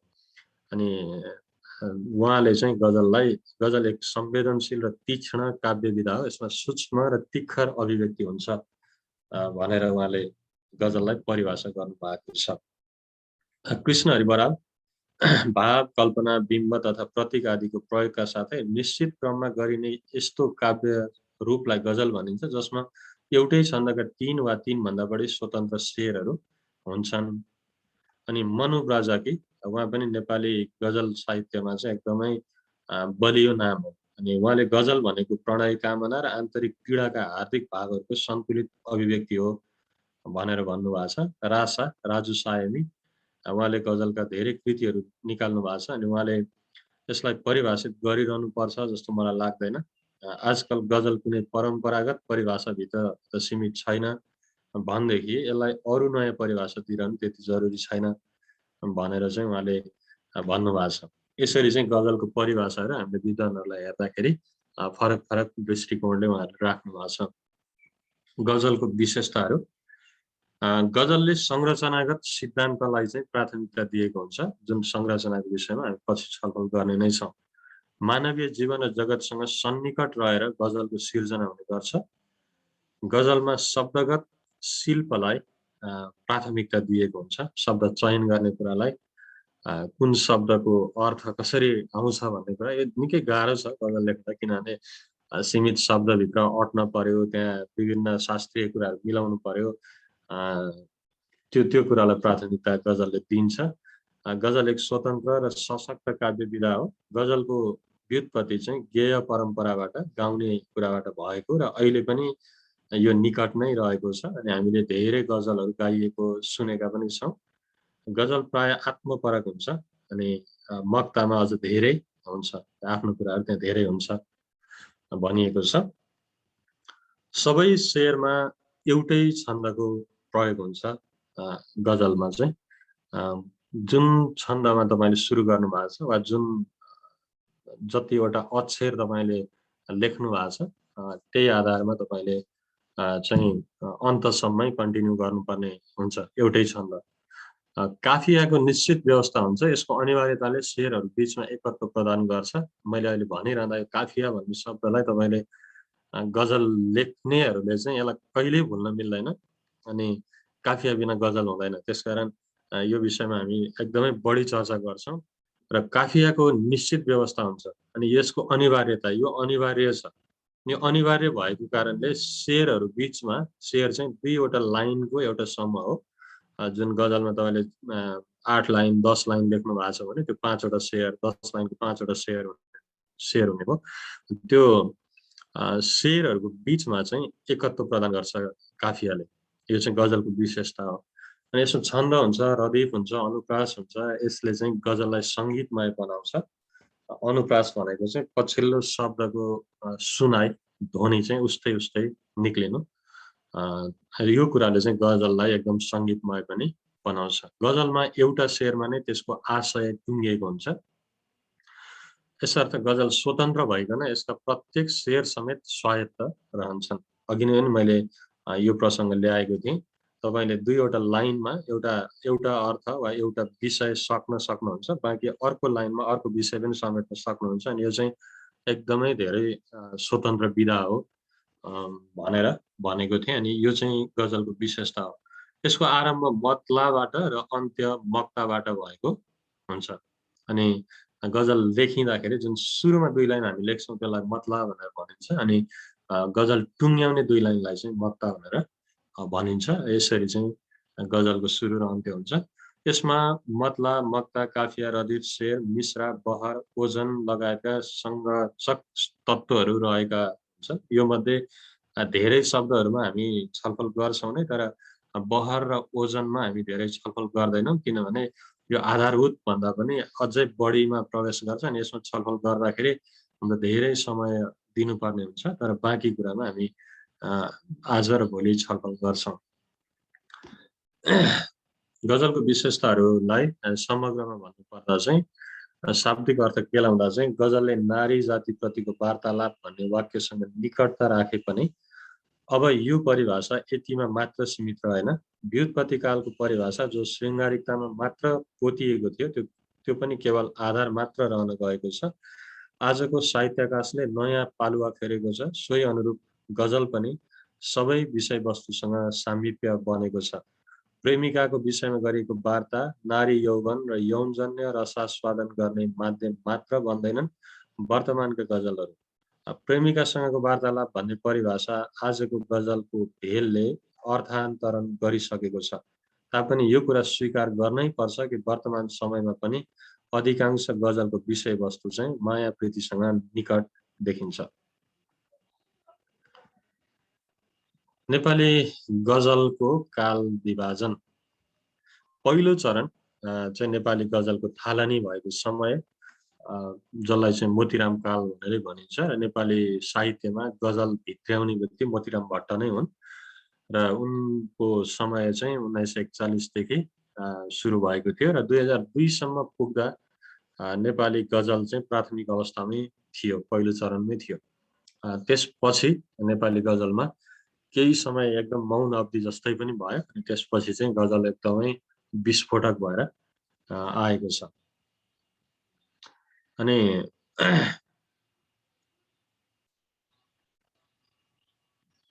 माफ गर्नुहोस्, म यहाँ हाल्नु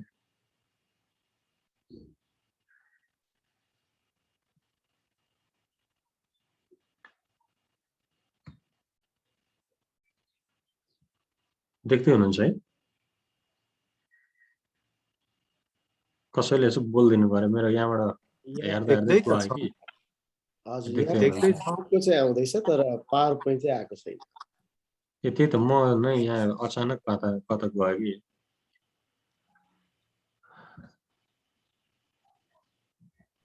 हजुर, यहाँले त्यो पावर पोइन्टलाई नै क्लिक गरिदिनु भयो भने सायद राइट अहिले आयो। हजुर आयो है, हुन्छ, एकदम धन्यवाद। अचानक यो के भयो, टेक्निकल कुरा कहिलेकाहीँ यस्तै हुन्छ। हुन्छ, नेपाली भाषामा गजललाई चाहिँ कसले भित्र्याए भन्ने बारेमा प्राय समालोचकहरूमा चाहिँ एउटै मत छ। अनि तर पनि कुनै पनि विषय चाहिँ एकदमै निर्विवाद त हुँदैन, यो विषयमा पनि विभिन्न विचारहरू छन्। तर मोतीराम भट्ट भन्दा पहिला पनि गजल थियो भन्ने कुरा चाहिँ कतिजनाले ल्याउँछन्, तर मोतीराम भट्टले चाहिँ फारसी छन्दलाई नै प्रयोग गरेर नेपालमा गजलको उदय गराएका थिए। फारसी भाषामा बहरमा लेखिएको गजललाई नेपाली भाषामा पनि सोही फारसी छन्दको प्रयोग गरेर मोतीरामले गजल लेखेका छन्। मोतीराम भट्टको गजल लेखनको सुरुवातसँगै यसलाई पछ्याएर गजललाई निरन्तरता दिने युवाहरूलाई मोतीराम भट्टले चाहिँ तालिम पनि दिएर नेपाली गजल विकासमा त्यो बेलामा पनि एकदमै योगदान चाहिँ पुर्याएका छन्। गजलको सैद्धान्तिक पक्षमा भने त्यतिखेर मोतीराम भट्ट आफै पनि अलिकति कमजोरै देखिन्थे, भर्खरै सुरु भएको विधा भएर पनि होला। अनि संरचनात्मक हिसाबमा अन्य गजलका सर्जकहरू पनि काफियाको उचित प्रयोग र व्यवस्थापनमा समेत चुकेका छन्। यो पहिलो प्राथमिक कालमा चाहिँ त्यस्तो भएको छ। वा अहिले कतिवटा गजलहरू, कतिवटा सिर्जनाहरू हामी देख्छौँ नि, गजल भनेर मान्छेले लेखेर फ्याट्ट हालिदिनु भएको हुन्छ, जो चाहिँ गजल हुँदैन। त्यतिखेर पनि त्यस्तै थियो। त्यो आधारभूत कुराहरूमा पनि त्यतिखेरका लेखकहरू चाहिँ चुकेको अवस्था छ। अब रदिफको कुरा त त्यो अलि टाढाकै कुरा भयो, जुन भए पनि ठिक छ, नभए पनि ठिक छ हो गजलमा। काफिया हुनै पर्ने चिज पनि नहालेर गजल लेखेको त्यतिखेरको समयमा पनि थियो र अहिले पनि हामी यता कता त्यो पाउँछौँ। कतिपय रचनाकारहरूले जानेर पनि बिगारेका छन् अनि कतिपयका सिर्जना चाहिँ नजानिकन लेख्दा पनि फेरि गजल जस्तो बनेको छ। त्यसकारण यो प्राथमिक कालको गजलहरूलाई हेर्दाखेरि हामीले ठिकै छ भन्ने अवस्था नै हो। उर्दू भाषाको प्रत्यक्ष प्रभाव रहेको कालको रूपमा पनि पहिलो चरणलाई हेरिएको छ। गजलको संरचनात्मक पक्ष अलिक कमजोर देखिए पनि प्राथमिक कालमा चाहिँ पलमान सिंह सुवार, शम्भुप्रसाद ढुङ्गेल, लेखनाथ पौडेल, उपेन्द्र बहादुर जिगर, भीमनिधि तिवारी, रामप्रसाद सत्याल लगायतका मान्छेहरूले पनि त्यतिखेर गजल चाहिँ लेख्नु भएको छ। प्रभाती किरण भन्ने व्यक्तिले नेपाली गजल विगत र वर्तमान भन्ने एउटा पुस्तकमा चाहिँ यो कुरा लेख्नु भएको छ। मैले त्यहाँबाट ल्याएको हुँ।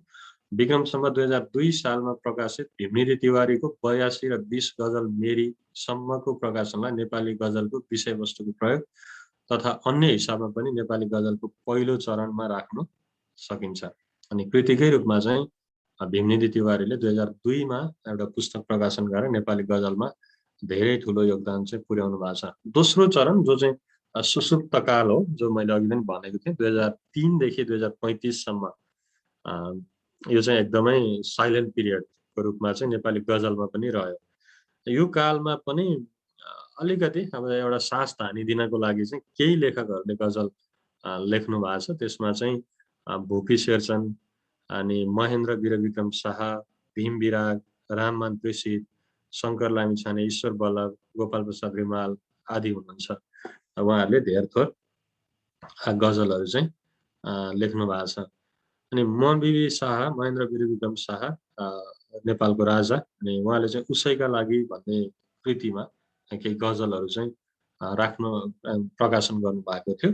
अनि यस समयमा रचना गरिएका गजल भन्न रुचाइएका सिर्जनाहरूमा गजलको मुटु मानिने काफियाको व्यवस्थापन र प्रयोग नै उचित किसिमले गरेको देखिँदैन।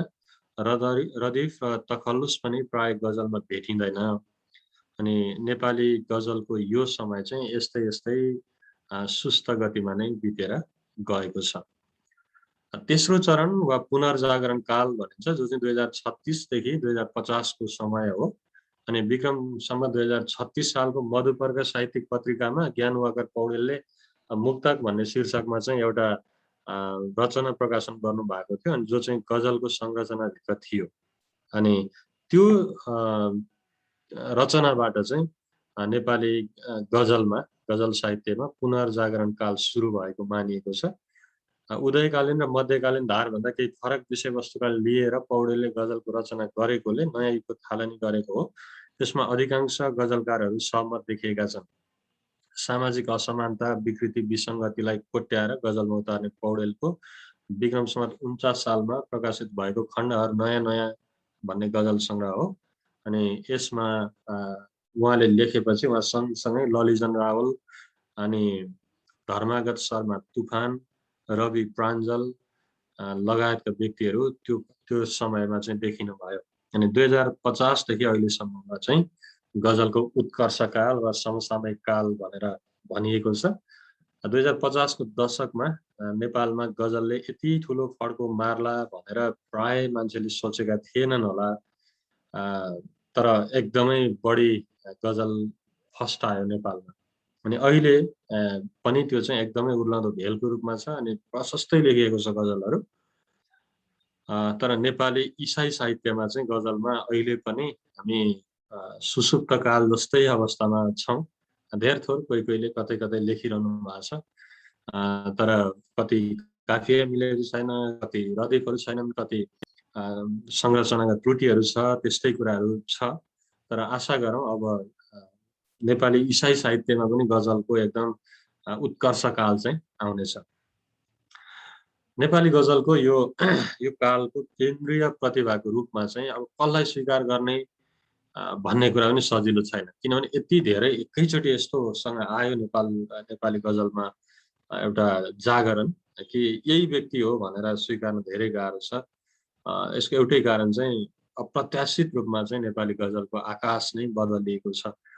विक्रम सम्वत 2050 पछि आएर नेपाली गजलको क्षेत्रलाई सिर्जना तथा समालोचनात्मक अध्ययनको एकदमै प्रमुख विधा बनाउने, साहित्यको अरू विधा लेख्दा लेख्दै थोरै लेख्ने अर्कै कुरा, तर यसैलाई नै मुख्य विधा बनाउने व्यक्तिहरू हुनुहुन्छ। त्यसमा मनु ब्राजाकी हुनुहुन्छ, अनि सायद उहाँ बित्नुभयो कि जस्तो लाग्छ। उहाँ धेरै बिरामी हुनुहुन्थ्यो, अमेरिकामा हुनुहुन्थ्यो पछिल्लो समय, तर उहाँ बित्नुभयो होला। डाक्टर कृष्णहरि बराल हुनुहुन्छ, अनि घनश्याम नेउपाने परिश्रमी हुनुहुन्छ, अनि जो चाहिँ नेपाली गजल भन्ने विधामा पहिलोचोटि पिएचडी गर्ने व्यक्ति पनि हुनुहुन्छ। घनश्याम नेउपाने परिश्रमी भन्ने मान्छे, उहाँ नवलपरासीको हुनुहुन्छ, अनि नेपाली गजल नै उहाँको चाहिँ लेखनको प्रमुख विधा हो। यसबाहेक नेपाली गजलको क्षेत्रमा उर्वरता कसले थपिरहेको छ भन्ने तथ्यलाई समेट्न चाहिँ आजको हाम्रो यो छलफल अपर्याप्त नै हुन्छ। विभिन्न साहित्यिक पत्रिकाहरूले गजल विशेषाङ्क प्रकाशन गर्ने कार्य निरन्तर चलिरहेको छ, अनि हरेक साहित्यिक पत्रिकाहरूमा गजल भनेर छुट्टै एउटा विधा प्रकाशन पनि भइरहेछ हैन। मधुपर्क, गुन्जन, गरिमा लगायतका नेपालमा प्रमुख साहित्यिक पत्रिकाहरू छन्। ती साहित्यिक पत्रिकाहरूमा सँगसँगै साप्ताहिक पत्रिकाहरूमा पनि साप्ताहिक पत्रिकाको साहित्यिक पृष्ठमा चाहिँ गजल प्रकाशन भइरहेछ।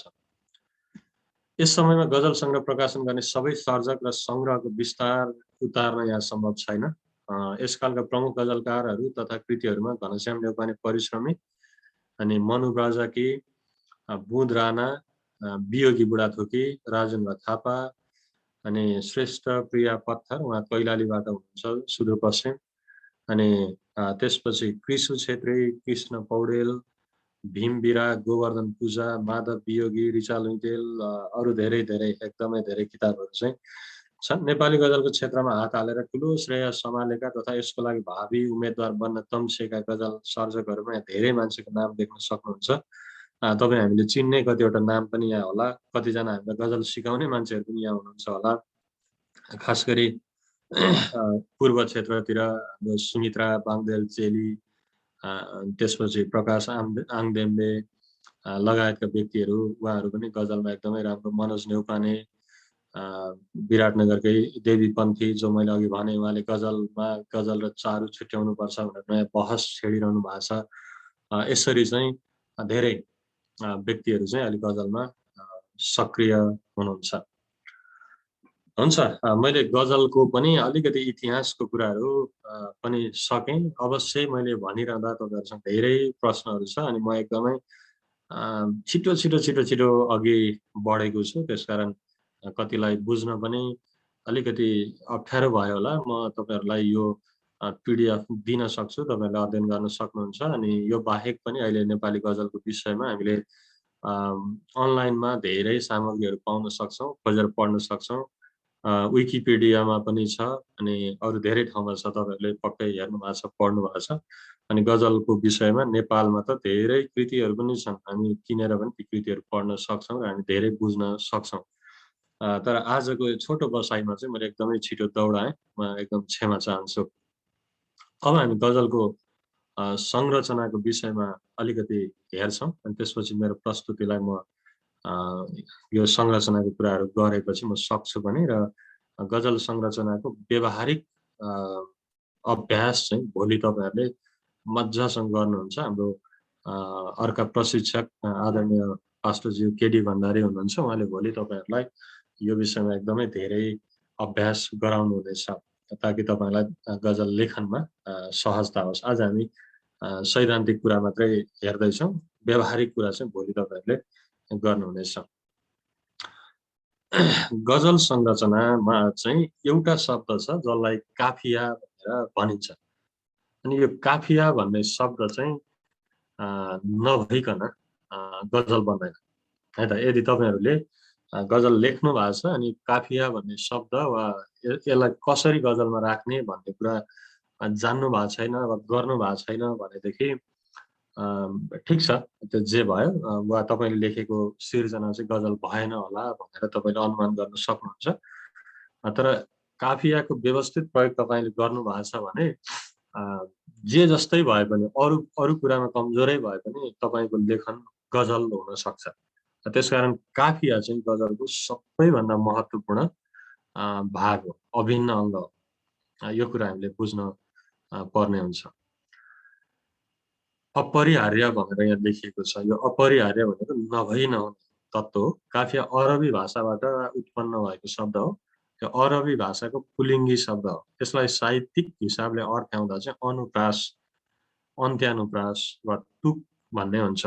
अनि अनुप्रास वा अन्त्यानुप्रास भन्ने हामी पक्कै बुझ्छौँ, साहित्यमा हामी रुचि भएको मान्छे भएको कारणले कविताहरूमा अन्तमा उस्तै सुनिने शब्दहरू जुन हुन्छ त्यसलाई अन्त्यानुप्रास अनुप्रास भनेर भनिन्छ। अनि यो पनि साहित्यिक हिसाबले बुझ्दाखेरि चाहिँ यो उस्तै सुनिने शब्द हो काफिया भन्ने। अनि जो चाहिँ हामीले गजलमा प्रयोग गर्छौँ, गर्नै पर्छ, यो भएन भने गजल हुँदैन। रदिफको अगाडि काफिया अनुप्रासीय शैलीमा आएको हुन्छ। अब यो रदिफ भन्ने अर्को एउटा शब्द हो जो चाहिँ एउटै शब्द हो जो गजलमा दोहोरिन्छ हैन। जस्तो उदाहरणको लागि एउटा गजल छ, रासाको गजल हो यो। मान्छे राम्रो लागेपछि बात पनि राम्रो, तिमीले नै दिने भए घात पनि राम्रो भन्ने एक शेर मात्रै मैले भने। त्यसमा मान्छे राम्रो लागेपछि बात पनि राम्रो, यो पनि राम्रो भन्ने जुन शब्द छ त्यो चाहिँ रदिफ भयो। तर त्यसको अगाडि जुन बात भन्ने शब्द आयो त्यो चाहिँ काफिया हो। त्यो बातसँगै मिल्ने जुन अनुप्रास वा उस्तै सुनिने शब्द जुन दोस्रो लाइनमा आयो त्यो चाहिँ घात हो हैन। मान्छे राम्रो लागेपछि बात पनि राम्रो, तिमीले नै दिने भए घात पनि राम्रो भनेर जुन बात र घात आयो, त्यो बात र घात चाहिँ काफिया हो। त्यो पनि राम्रो चाहिँ रदिफ हो। त्यस कारणले यो रदिफको अगाडिपट्टि आउने जुन शब्द छ त्यसलाई काफिया भनेर भनिएको छ। अनि कतिवटा गजलहरूमा चाहिँ रदिफ प्रयोग हुँदैन। रदिफ प्रयोग नभएको गजललाई चाहिँ अरबी भाषामा गैर मुरद्दक गजल भनेर भनिन्छ। अनि त्यसमा चाहिँ त्यो अन्त्यानुप्रास चाहिँ काफिया आफै हुन्छ वा अन्तिम टुङ्ग्याउने शब्द काफिया आफै हुन्छ। काफियाको अभावमा गजलले संरचना नै प्राप्त गर्न सक्दैन। गजलमा साङ्गीतिकता प्रदान गर्नमा काफियाको महत्त्वपूर्ण भूमिका हुन्छ। हामीले एउटा जुन गजल सुन्छौँ अन्जु पन्तले गाएको, नबिर्से तिमीलाई नपाएँ तिमीलाई, बिना अर्थ दिलमा सजाएँ तिमीलाई, त्यो पाएँ र सजाएँ जुन अन्त्यानुप्रास मिलेको छ, सरी अनुप्रास मिलेको छ, त्यो सुन्दाखेरि चाहिँ एकदमै के भन्छ सङ्गीतले पूर्ण होइन एउटा साङ्गीतिक वा गेय सुनिन्छ। अनि काफियाले चाहिँ गजललाई त्यो अर्थमा वा त्यो सेन्समा चाहिँ ढालेको हुन्छ, त्यसमा लगेको हुन्छ। त्यसकारण काफियाको भूमिका चाहिँ महत्त्वपूर्ण हुन्छ। अनि गजलको मतला सुरुवाती दुईवटा शेर भागमा दुवै पङ्क्तिमा काफियाको प्रयोग अनिवार्य हुन्छ। जुन अघि मैले भने त्यो मतला थियो, सुरुको 2 लाइन थियो, त्यसमा दुईटै पङ्क्तिमा थियो। त्यसपछिको प्रत्येक शेरको दोस्रो पङ्क्तिमा काफियाको उपस्थिति हुन्छ हैन। मैले फेरि पनि भन्दैछु, भोलि प्र्याक्टिकल हुन्छ, त्यसकारण तपाईँले हेरेरै यो पहिलो पङ्क्ति, यो दोस्रो पङ्क्ति, पहिलो पङ्क्तिमा पनि के अरे मतलाको पहिलोमा पनि काफिया प्रयोग भएको छ, दोस्रोमा पनि भएको छ, त्यसपछि बाँकी शेरहरूमा चाहिँ पहिलो पङ्क्तिमा चाहिँ भएन छ, दोस्रोमा भएछ भनेर भोलि तपाईँहरूले एकदम व्यावहारिक रूपमा यहाँ स्क्रिनमा हेरेरै मजाले बुझ्नुहुनेछ। त्यसकारण मैले अहिले यो सैद्धान्तिक रूपमा ओरल्ली जुन भनिरहेको छु त्यो तपाईँलाई एकदम दिमागमा टिप्न अलिक गाह्रो पनि भइरह होला। तर जस सुरुमा 2 लाइन जुन हामी गजल लेख्छौँ त्यसमा चाहिँ दुईटै लाइनमा काफियाको प्रयोग हुनुपर्छ। त्यसपछिको तेस्रो लाइनमा पर्दैन, चौथोमा पर्छ, पाँचौँमा पर्दैन, छैठौँमा पर्छ। त्यसरी चाहिँ हामीले हरेक दोस्रो लाइनमा काफियाको प्रयोग चाहिँ गर्नुपर्ने हुन्छ। यसरी दुवै शेरमा काफियाको प्रयोग छ भने चाहिँ त्यसलाई मतला एसानी भनेर भनिन्छ। अनि मतला एउलाको कुराहरू पनि छ, अनि त्यो पछि हामी गर्छौँ। अनि काफिया चाहिँ एकाक्षरी, शब्दांश, पूर्ण शब्द, मिलित भनेर यो विभिन्न यसको अर्थहरू छ। अनि यसमा पनि केही थप कुराहरू भोलिको क्लासमा तपाईँहरूले सुन्नुहुनेछ, यो काफिया के हो भन्ने किसिममा चाहिँ यसरी काफियाको वर्णन गरिएको छ। र म आग्रह गर्छु तपाईँहरूले गजलमा नबुझी नहुने एउटा कुरा चाहिँ काफिया हो। अनि काफिया जब बुझ्नुहुन्छ, जब काफिया प्रयोग गर्न थाल्नुहुन्छ, तपाईँले लेखेको रचना चाहिँ गजल हुन सक्छ। काफिया बिना तपाईँले जतिसुकै राम्रो लेखे पनि त्यो गजल हुन सक्दैन, त्यसलाई हामी कविता नै भन्छौँ। तपाईँले गजलै भनेर लेख्नुभयो भने पनि, वा मैले गजलै भनेर लेखेर गजल माथि लेखेर प्रकाशन गरेँ भने पनि यदि त्यसमा काफिया छैन भनेदेखि चाहिँ त्यो गजल जान्ने मान्छेहरूले त्यसलाई कविता भनेरै पढ्छन्, त्यसलाई गजल भनेर पढ्दैनन्। ओके, अर्को शब्द छ रदिफ। अनि रदिफले चाहिँ साहित्यिक सन्दर्भमा काफियापछि दोहोरिने शब्द वा शब्द समूहको परिचय लिएको छ। उत्पत्तिको हिसाबमा रदिफ अरबी भाषाको स्त्रीलिङ्गी शब्द हो। यसको खास अर्थ चाहिँ घोडा वा उटको पछाडि बसेको व्यक्ति भन्ने बुझिन्छ। अनि यसमा पनि अब यो काफिया चाहिँ घोडा जस्तै एकदम अगाडि बढ्ने एउटा जोडले अगाडि बढ्ने कुरा, त्यसको पछाडि जोडिएर आउने शब्दको रूपमा चाहिँ यसलाई यो पछाडि बसेकै एउटा शब्दको रूपमा रदिफलाई लिएको छ। अनि यो ऐच्छिक हो, यो हुनै पर्छ भन्ने छैन, तर यो हुँदाखेरि चाहिँ गजललाई अझै राम्रो चाहिँ बनाउँछ। गजल सुन्दाखेरि एकदम सुन्न मन लाग्ने, सुललित, सुसज्जित चाहिँ बनाउँछ। अधिकांश गजलहरूमा रदिफको उपस्थिति पाइन्छ। मतलब भएको दुवै पंक्तिमा र अन्य शेयरको प्रत्येक दोस्रो पंक्तिमा। जसरी काफिया प्रयोग गर्छौँ, काफिया पछाडिपट्टि जोडेर आउने शब्द भएको हुनाले काफिया प्रयोग भए जस्तै गरी यो पनि पहिलो दुई लाइनको दुई ठाउँमै, दुईटै लाइनमा, अनि त्यसपछि चौथो छैठौं हुँदै काफिया सँगसँगै यसको प्रयोग चाहिँ हुन्छ। यसले गजललाई गेयात्मक तथा साङ्गीतिक बनाउँछ र वाचनको क्रममा पनि यसले मिठास थपेको हुन्छ। अनि गजल साहित्यमा यसको प्रयोग अनिवार्य छैन, तसर्थ रदिफको प्रयोग गरिएका गजललाई मुरद्दफ गजल र रदिफ नभएको गजललाई गैर मुरद्दफ गजल भनेर वर्गीकरण गरेको पाइन्छ। तर यो प्रयोग गरे पनि गजल भयो, प्रयोग नगरे पनि गजल भयो। काफिया चाहिँ प्रयोग गरेन भने गजल भएन, तर रदिफ चाहिँ प्रयोग नगरे पनि गजल हुन्छ। ओके, गजलको संरचनामा अर्को चाहिँ शेर भन्ने शब्द छ। अनि यो चाहिँ अरबी भाषाको शब्द हो र गजलमा प्रयोग भएको प्रत्येक दुई पंक्तिलाई चाहिँ एक शेर मानिन्छ। गजल निर्माण हुनको लागि चाहिँ कम्तीमा 6 वटा पंक्ति अनिवार्य मानिन्छ वा 3 वटा शेर अनिवार्य मानिन्छ। 3 वटा शेर भन्दा कम हुने बित्तिकै त्यसलाई चाहिँ नेपालीमा चाहिँ हामी मुक्तक भनेर भन्छौँ। अनि त्यसलाई कतिले रुवाई पनि भन्ने गर्नुहुन्छ हैन। त्यो 3 शेर भन्दा कम हुने बित्तिकै 2 शेरको चाहिँ हामीले गजलै लेख्ने भनेर लेख्यौं, तर 2 शेर मात्रै लेख्यौं भने चाहिँ नेपालीमा हामी त्यसलाई मुक्तक भनेर भन्छौँ। त्यो चाहिँ पहिलो लाइनमा काफिया हुन्छ, दोस्रो लाइनमा पनि काफिया हुन्छ, तेस्रोमा हुँदैन, चौथोमा काफिया हुन्छ, क्लोज हुन्छ। त्यो एउटा 4 लाइनको एउटा स्ट्रक्चर भन्छ, त्यसलाई चाहिँ गजल भनेर भन्दैनौँ। त्यो चाहिँ हामी चाहिँ मुक्तकको रूपमा त्यसलाई बुझ्छौँ नेपालमा। र गजल हुनको लागि चाहिँ कम्तीमा 3 शेर चाहिँ हुनपर्छ र एकदमै अहिले छोटो मिठो राम्रो भन्नको लागि चाहिँ 5 शेरको गजलहरू चाहिँ एकदमै बढी छ। अनि धेरैमा यति लेख्नुपर्छ भन्ने छैन, जति लेखे पनि हुन्छ। तर जति लामो भयो सुन्ने मान्छेहरूको लागि चाहिँ त्यति नै बोरिङ हुँदै जान्छ।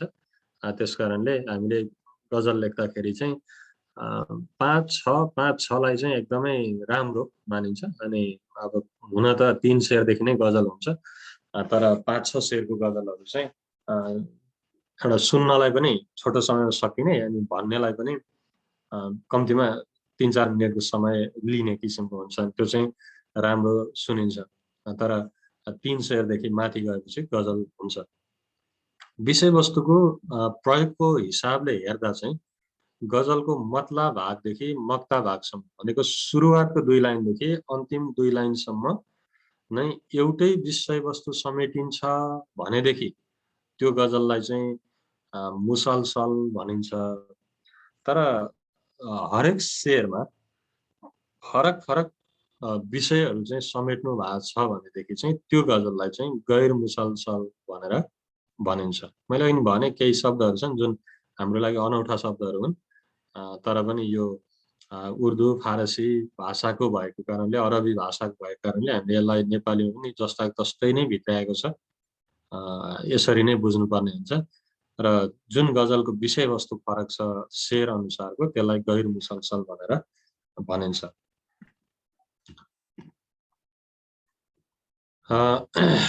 गजलमा जुन मतला भनेर अघि नैदेखि नै मैले भन्दैछु, त्यो चाहिँ गजलको सुरुको 2 वटा लाइन हो वा सुरुको एउटा शेर हो।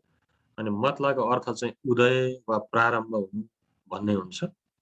गजलको मतलब भागको दुवै पंक्तिमा काफियाको प्रयोग गरिएको हुन्छ। कुनै गजलमा सुरुबाट दोस्रो शेरसम्म पनि काफियाको प्रयोग गरिएको छ भने ती दुवै शेरहरू गजलको मतलामा गनिन्छन्। हेर्नुहोस् है त, अब कतै कतै चाहिँ गजलमा 2 लाइनमा काफियाको प्रयोग भयो, फेरि दोस्रोमा पनि 2टै लाइनमा काफियाको प्रयोग गरेको छ भने चाहिँ त्यो 2टै लाइनलाई वा 2टै शेरलाई, 4वटै लाइनलाई चाहिँ मतला भनिने रहेछ। अनि यसरी दुवै शेरमा काफियाको प्रयोग भएको छ भने त्यसलाई चाहिँ हुस्ने मतला वा मतला ए सानी भनेर भनिन्छ। काफियाको प्रयोग नभएको चाहिँ मतला एउला, अनि काफियाको प्रयोग भएको चाहिँ मतला ए सानी, जुन कुरा अहिले पनि छ होला तल। तपाईहरुले पक्कै बुझिसक्नुभयो। गजलको पहिलाको 2वटा लाइनलाई चाहिँ मतला भनेर भनिन्छ, जहाँ चाहिँ हामीले गजल लेख्न सुरु गर्छौं, त्यो चाहिँ मतला हो। अर्को चाहिँ मक्ता भन्ने शब्द हो। गजलको अन्तिम शेर नै मक्ता हो। यो मकता छ, अनि कहीँ आदि क पनि लेखिएको छ, तर प्रोनाउन्सिएसन उच्चारणमा चाहिँ आदि क कै हुन्छ मक्ता। मक्ताको शाब्दिक अर्थ भनेको समाप्ति वा टुङ्ग्याउने भन्ने हुन्छ र यसलाई नेपाली गजलको भाषामा चाहिँ अन्तिम शेरको नामाकरण गर्दा पनि कुनै फरक पर्दैन। अन्तिम शेरमा गजलकारले आफ्नो नाम तथा उपनाम द्व्यर्थात्मक शैलीमा पनि प्रयोग गरेको प्रशस्तै भेटिन्छ। यसरी तखल्लुस प्रयोग गरिएको, तखल्लुस भन्ने अर्को शब्द हो, एकछिन हामी हेर्छौं, वा लेखकको नाम प्रयोग गरिएको अन्तिम शेरलाई मात्र मक्ता भनिनुपर्छ भनेर केही विश्लेषकहरूले जोड दिँदै आएका छन्। तर पनि तखल्लुस प्रयोग नभएकै भए पनि अन्तिम 2वटा शेरलाई मक्ता नै भनिएको छ। जस्तै गजलमा हामीले 10 लाइनको गजल लेख्यौं भने पहिलो 2 लाइनलाई मतला भनियो, बाँकी सबै लाइनहरू शेर भए र अन्तिम 2 लाइनलाई चाहिँ मक्ता भनेर भनियो। गजलमा अहिलेसम्म हामीले काफियाको कुरा हेर्यौं, रदीफको कुरा हेर्यौं, मतलाको कुरा हेर्यौं र मक्ताको कुरा हेर्यौं। काफिया जो उस्तै सुनिने अनुप्रास मिलेको शब्दहरू हो, जो चाहिँ गजलको अनिवार्य तत्त्वमा पर्छ। रदीफ जो चाहिँ काफियासँग जोडेर आउँछ तर एउटै शब्द हुन्छ, त्यो चाहिँ उस्तै सुनिने भन्दा नि शब्दै उही हुन्छ हैन। अघि मैले भनेकोमा पात पनि राम्रो, घात पनि राम्रो हो, त्यो पनि राम्रो चाहिँ रदीफ, त्यो जहाँ पनि राम्रो नै आउँछ त्यो चाहिँ। अनि अब काफिया चाहिँ अनुप्रास मात्रै मिल्छ। एउटै शब्द काफियाको रूपमा दोहोर्याउन गजलमा त्यति राम्रो मानिँदैन। मतलब घात भन्ने कुरा पहिलो लाइनमा लेख्यो, फेरि चौथो लाइनतिर गएर फेरि त्यो घातै लेख्यो भने त्यति राम्रो मानिँदैन। अनुप्रास मात्रै मिल्नुपर्छ, एउटै शब्द दोहोर्याउनु चाहिँ त्यति राम्रो मानिँदैन। अनि त्यसपछि हामीले जुन मतला हेर्यौं 2 लाइन र मक्ता अहिलेसम्म हामीले हेरेको चाहिँ मक्ता, यो चाहिँ अन्तिम लाइन हो, अन्तिम 2 लाइन हो। यसरी चाहिँ 10 लाइनको शेर भयो भने अघिल्लो 2 लाइन मतला र अन्तिम 2 लाइन चाहिँ मक्ताको रूपमा हामीले बुझ्नुपर्छ। अब गजलमा मिश्रा भन्ने एउटा शब्द छ, अनि यो चाहिँ हरेक शेरको प्रत्येक पंक्तिलाई चाहिँ मिश्रा भनेर भनिन्छ। तपाईले जुन लाइन लेख्नुहुन्छ, एक लाइन आफैमा त्यो चाहिँ मिश्रा हो, तर त्यसको नाम चाहिँ प्रत्येक मिश्राको चाहिँ फरक नाम चाहिँ हुन्छ। मिश्रा एउला भन्ने एउटा हुन्छ र मिश्रा एसानी भन्ने एउटा हुन्छ। अनि मिश्रा एउलामा चाहिँ के अरे यो चाहिँ पहिलो लाइन भयो हैन। यो गजलको लाइनहरु मध्ये शेरको, खास गरी शेरको पहिलो लाइन चाहिँ मिश्रा एउला भयो, जहाँ चाहिँ विषयवस्तुको उठान हुन्छ हैन। विषयवस्तु त्यहाँ चाहिँ उठाइन्छ। अनि दोस्रो लाइन चाहिँ मिश्रा एसानी भन्ने हुन्छ। अनि त्यो त्यहाँ चाहिँ विषयवस्तु चाहिँ त्यसले चाहिँ क्लोज गर्छ, विषयवस्तुको अन्त्य गरिदिन्छ। अनि त्यसरी चाहिँ गजलमा मिश्रा एउला र मिश्रा एसानी भन्ने हुन्छ। म तपाईहरुलाई मैले लेखेको एउटा गजलको एउटा विषयवस्तुको उठानको दृष्टिकोणले चाहिँ म एउटा शेर म तपाईहरुलाई सुनाउन चाहन्छु। पसिना खुनको धारा हेर्छ त्यो गेतसमनि, पसिना खुनको धारा हेर्छ त्यो गेतसमनि, ख्रीष्टको कष्ट सम्झन्छु हृदय जल्छ दन्दनी। यो पहिलो लाइन जुन छ पसिना खुनको धारा हेर्छ त्यो गेतसमनि भन्ने, यसले चाहिँ त्यहाँको विषयवस्तुको चाहिँ उठान गरेको पाइन्छ भने यो विषयवस्तुलाई ठ्याक्कै क्लोज नै चाहिँ ख्रीष्टको कष्ट सम्झन्छु हृदय जल्छ दन्दनी भन्नेले चाहिँ यो एउटा शेर आफैलाई चाहिँ पुरा बनाइदिएको छ। भनेपछि दोस्रो लाइनमा फेरि त्यही कष्टको कुराहरू चाहिँ लेख्नु पर्दैन, दोस्रो लाइनमा त्यही कुराहरू चाहिँ आउनु पर्दैन। पहिलो लाइनले विषयवस्तु उठान गर्छ र दोस्रो लाइनले चाहिँ विषयवस्तुलाई टुङ्ग्याइदिन्छ। अनि विषयवस्तु उठान गर्ने पहिलो लाइनलाई मिश्रा एउला भनिएको छ, अनि विषयवस्तु टुङ्ग्याइदिने दोस्रो लाइनलाई चाहिँ मिश्रा एसानी भनेर गजलमा चाहिँ त्यसरी भनिएको छ, वर्णन गरिएको छ। त्यसकारणले गजलमा लेखिने प्रत्येक लाइन मिश्रा हो भने विषयवस्तुको उठान गर्ने वा हरेक शेरको पहिलो लाइन चाहिँ मिश्रा एउला हो र दोस्रो लाइन चाहिँ मिश्रा एसानी हो। हुन्छ, म लगभग अब अन्तमा आएको छु।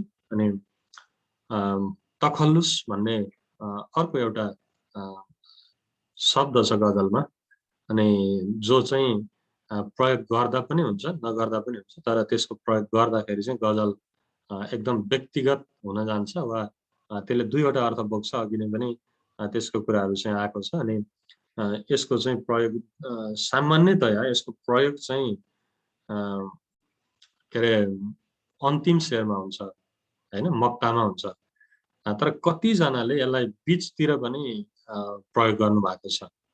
तर जुन शेरमा प्रयोग भए पनि लेख्ने व्यक्तिको नाम जब त्यहाँ प्रयोग हुन्छ भनेदेखि चाहिँ त्यसलाई चाहिँ तखल्लुस भनेर भनिन्छ है त। गजलको अन्तिम शेर अर्थात् मक्तामा गजलकारहरूले आफ्नो नाम तथा उपनामलाई समेटेर दुईटा अर्थ लाग्ने शैलीमा चाहिँ यसको प्रयोग गरेका हुन्छन्। यसलाई तखल्लुस भनिन्छ। गजलको तखल्लुस विहीन अन्तिम शेरलाई मक्ताको रूपमा पनि नमानिएका कयौं उदाहरण छन्। भनेको मतलब मक्ता हुनलाई तखल्लुस हुनै पर्छ भन्ने पनि कति मान्छेहरू हुनुहुन्छ। त्यसकारण पनि मक्ता हुनको लागि पनि तखल्लुस हाल्न पर्छ भन्ने पनि कतिको विचार छ। तर प्राय जसो चाहिँ यसलाई अन्तिम लाइनमा प्रयोग गरिएको पाइन्छ र हालमा जुन गजलको भेल आएको छ त्यो विचारलाई चाहिँ त्यसले बगाइदिएको छ र तखल्लुसलाई गजलको अनिवार्य तत्त्व मान्न हुँदैन भन्ने कुरा छ। अनि नमानिए पनि तखल्लुस प्रयोग भएको शेर चाहिँ वा गजल चाहिँ एकदमै आकर्षक हुन्छ। र अर्को एउटा राम्रो कुरा चाहिँ गजल चोरीको सम्भावना पनि घट्छ घट्न चाहिँ, किनभने त्यहाँ लेखकको नामै त्यहाँ आएको हुनाले यो गजल चाहिँ यसको हो भन्ने हुनसक्छ। हुन त अब चोरले त्यो नाम पनि फेर्न त के बेर लाउँछ र, तर त्यो एउटा सम्भावना पनि छ। तखल्लुसको प्रयोग अन्तिम शेरमा नगरिकन अरू शेरमा पनि गरिएको पाइन्छ भन्ने छ। म तपाईलाई एउटा गजलको तखल्लुस प्रयोग भएको एउटा शेर म तपाईहरुलाई सुनाउन चाहन्छु। मैले लेखेकै गजल हो। जब तिमी कर्म गर्छौ सेवा मिठो हुन्छ, जब तिमी कर्म गर्छौ सेवा मिठो हुन्छ, ख्रीष्टसँगको संगति मेवा मिठो हुन्छ पहिलो लाइनमा। जब तिमी कर्म गर्छौ मेवा मिठो हुन्छ, ख्रीष्टसँगको संगति र सेवा मिठो हुन्छ। जब लड्छु मझधारमै धर्मरिन्छ जीवन, जब लड्छु मझधारमै धर्मरिन्छ जीवन, म छु रामु भन्ने ढाडस टेवा मिठो हुन्छ। यहाँनेरि म छु अनि रामु भनेर जुन आयो, म छु रामु भनेर कसैले ढाडस दियो भने त्यो ढाडस र टेवा चाहिँ मिठो हुन्छ भन्ने यसको अर्थ छ। तर जुन रामु भन्ने शब्द प्रयोग गरेको छ, मेरो नाम राम भएको हुनाले म छु राम भन्न पनि मिल्यो। त्यहाँ रामु वा राम भन्ने यो जुन शब्दको प्रयोग भएको छ यसलाई चाहिँ तखल्लुस भनेर भनिन्छ गजलमा। अन्तमा म अन्तिममा आइपुगेँ अनि मैले अलि छिटो कुदाएँ कि जस्तो लाग्यो। ठिकै पनि छ, आज सैद्धान्तिक पक्ष मात्रै भएको हुनाले। र अन्तमा बहर भन्ने छ गजलमा। अनि जुनसुकै गजल पनि कुनै न कुनै बहरमा हुन्छ। अनि बहर भनेको छन्द हो। संस्कृत भाषामा मात्रिक र वर्णमात्रिक छन्द भए जस्तै गजलको कठोर अनुशासन बहरका पनि धेरै प्रकारहरू छन्। गजलका कतिपय बहरहरू संस्कृतका पिङ्गल छन्दसँग दुरुस्तै मिल्ने खालका छन् र कतिपय सन्निकट देखिन्छन्। गजलका बहरहरूको सङ्ख्या फारसी भाषामा आएपछि वृद्धि भएको देखिन्छ।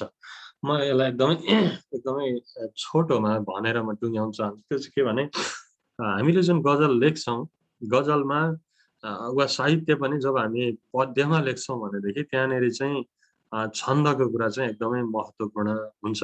अनि गजललाई पनि यदि छन्दमा हामीले ढाल्छौँ भनेदेखि चाहिँ बहर बुझ्न आवश्यक हुन्छ। तर जसरी कविता अहिले पद्यमा मात्रै लेख्नुपर्छ भन्ने रहेन होइन, अहिले गद्य कविता झन् बढी मौलाउँदै गएको छ।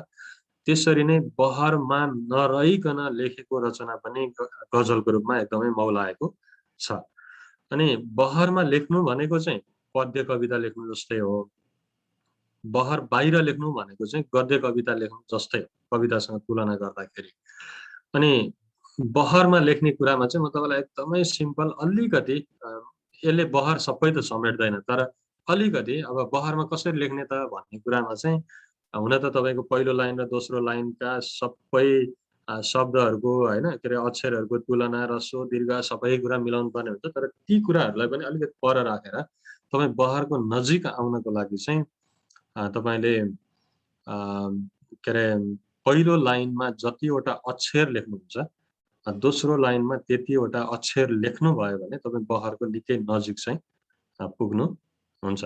तर यो चाहिँ फेरि म भन्दैछु, यो चाहिँ मैले तपाईँलाई बहर यो हो भनेर सिकाएको चाहिँ होइन, किनभने तपाईँ बहरको नजिक मात्रै पुग्ने हो। र मैले अघि नै सुरुमा पनि भनिसकेँ, हामी बहर र त्यसपछिको अर्को एउटा ओजन भन्ने यो दुईवटामा चाहिँ हामी अहिले प्रवेश गर्नलाई हाम्रो आधारभूत गजल लेखनमा निकै गाह्रो हुन्छ। यदि भोलिको समयमा कुनै सम्भावना रह्यो भने यसमा हाम्रो प्रशिक्षकज्यूले कुरा गर्नुहुनेछ, तर मलाई लाग्छ भोलि पनि त्यति सम्भव छैन यो विषयमा छलफल गर्नको लागि चाहिँ। हुन्छ, यसरी आज हामीले गजलको संरचनाको विषयमा धेर थोर कुराकानीहरू चाहिँ गरेका छौँ र म सरसर्ती गजलको आधारभूत कुराहरू दोहोऱ्याएर अन्त गर्छु। 9-8 भाषा नेपाली समय 9-10मै म सक्छु र त्यसपछि बाँकी समय म फेरि सञ्चालकजीलाई दिन्छु। र गजलमा हामीले काफिया भुल्नु हुँदैन। काफिया भनेको चाहिँ अनुप्रास मिलेको शब्द हो, उस्तै उस्तै सुनिने शब्द हो। अघि मैले भनेकोमा मेवा, सेवा, टेवा भन्ने जुन शब्दहरू छ त्यो चाहिँ काफिया हो। अनि राम्रो लाग्छ होइन, त्यस्तो त्यस्तो जुन शब्दहरू प्रयोग भएर आउँछ त्यो चाहिँ रदिफ हो। अनि रदिफ गजलको अर्को महत्त्वपूर्ण शब्द हो। त्यसपछि मक्ता भन्ने शब्द हो जो चाहिँ गजलको सुरुको मतला भन्ने शब्द हो जो चाहिँ गजलको सुरुको दुईवटा लाइन हो भने मक्ता भन्ने शब्द जो चाहिँ गजलको अन्तिम दुई लाइन हो। त्यसपछि गजलमा शेर हुन्छ, त्यो शेर चाहिँ दुईवटा लाइनलाई शेर भनिन्छ, तर दुईवटै लाइनको आफ्नो आफ्नो नाम छ। त्यसमा पहिलो लाइनको नाम चाहिँ मिश्रा एउला हो भने दोस्रो लाइनको नाम चाहिँ मिश्रा एसानी हो। अनि गजलमा अन्तमा प्रयोग हुने शब्द चाहिँ तखलुस भन्ने शब्द हो जो चाहिँ गजल लेख्ने व्यक्तिको नाम हो। अनि त्यो नाम चाहिँ मैले जबरजस्ती प्रयोग गर्नुपर्छ भनेर प्रयोग गर्ने होइन, तर त्यो नाम चाहिँ अर्थ आउने आधारमा चाहिँ प्रयोग गरियो भने गजल चाहिँ एकदमै सुन्दर हुन्छ, राम्रो हुन्छ। हुन्छ, धेरै धन्यवाद छ। अनि म बाँकी समय सञ्चालकज्यूलाई दिन चाहन्छु। मैले सुरुका स्लाइडहरू एकदमै कुदाएर मैले आजको क्लासलाई सकिदिएको छु।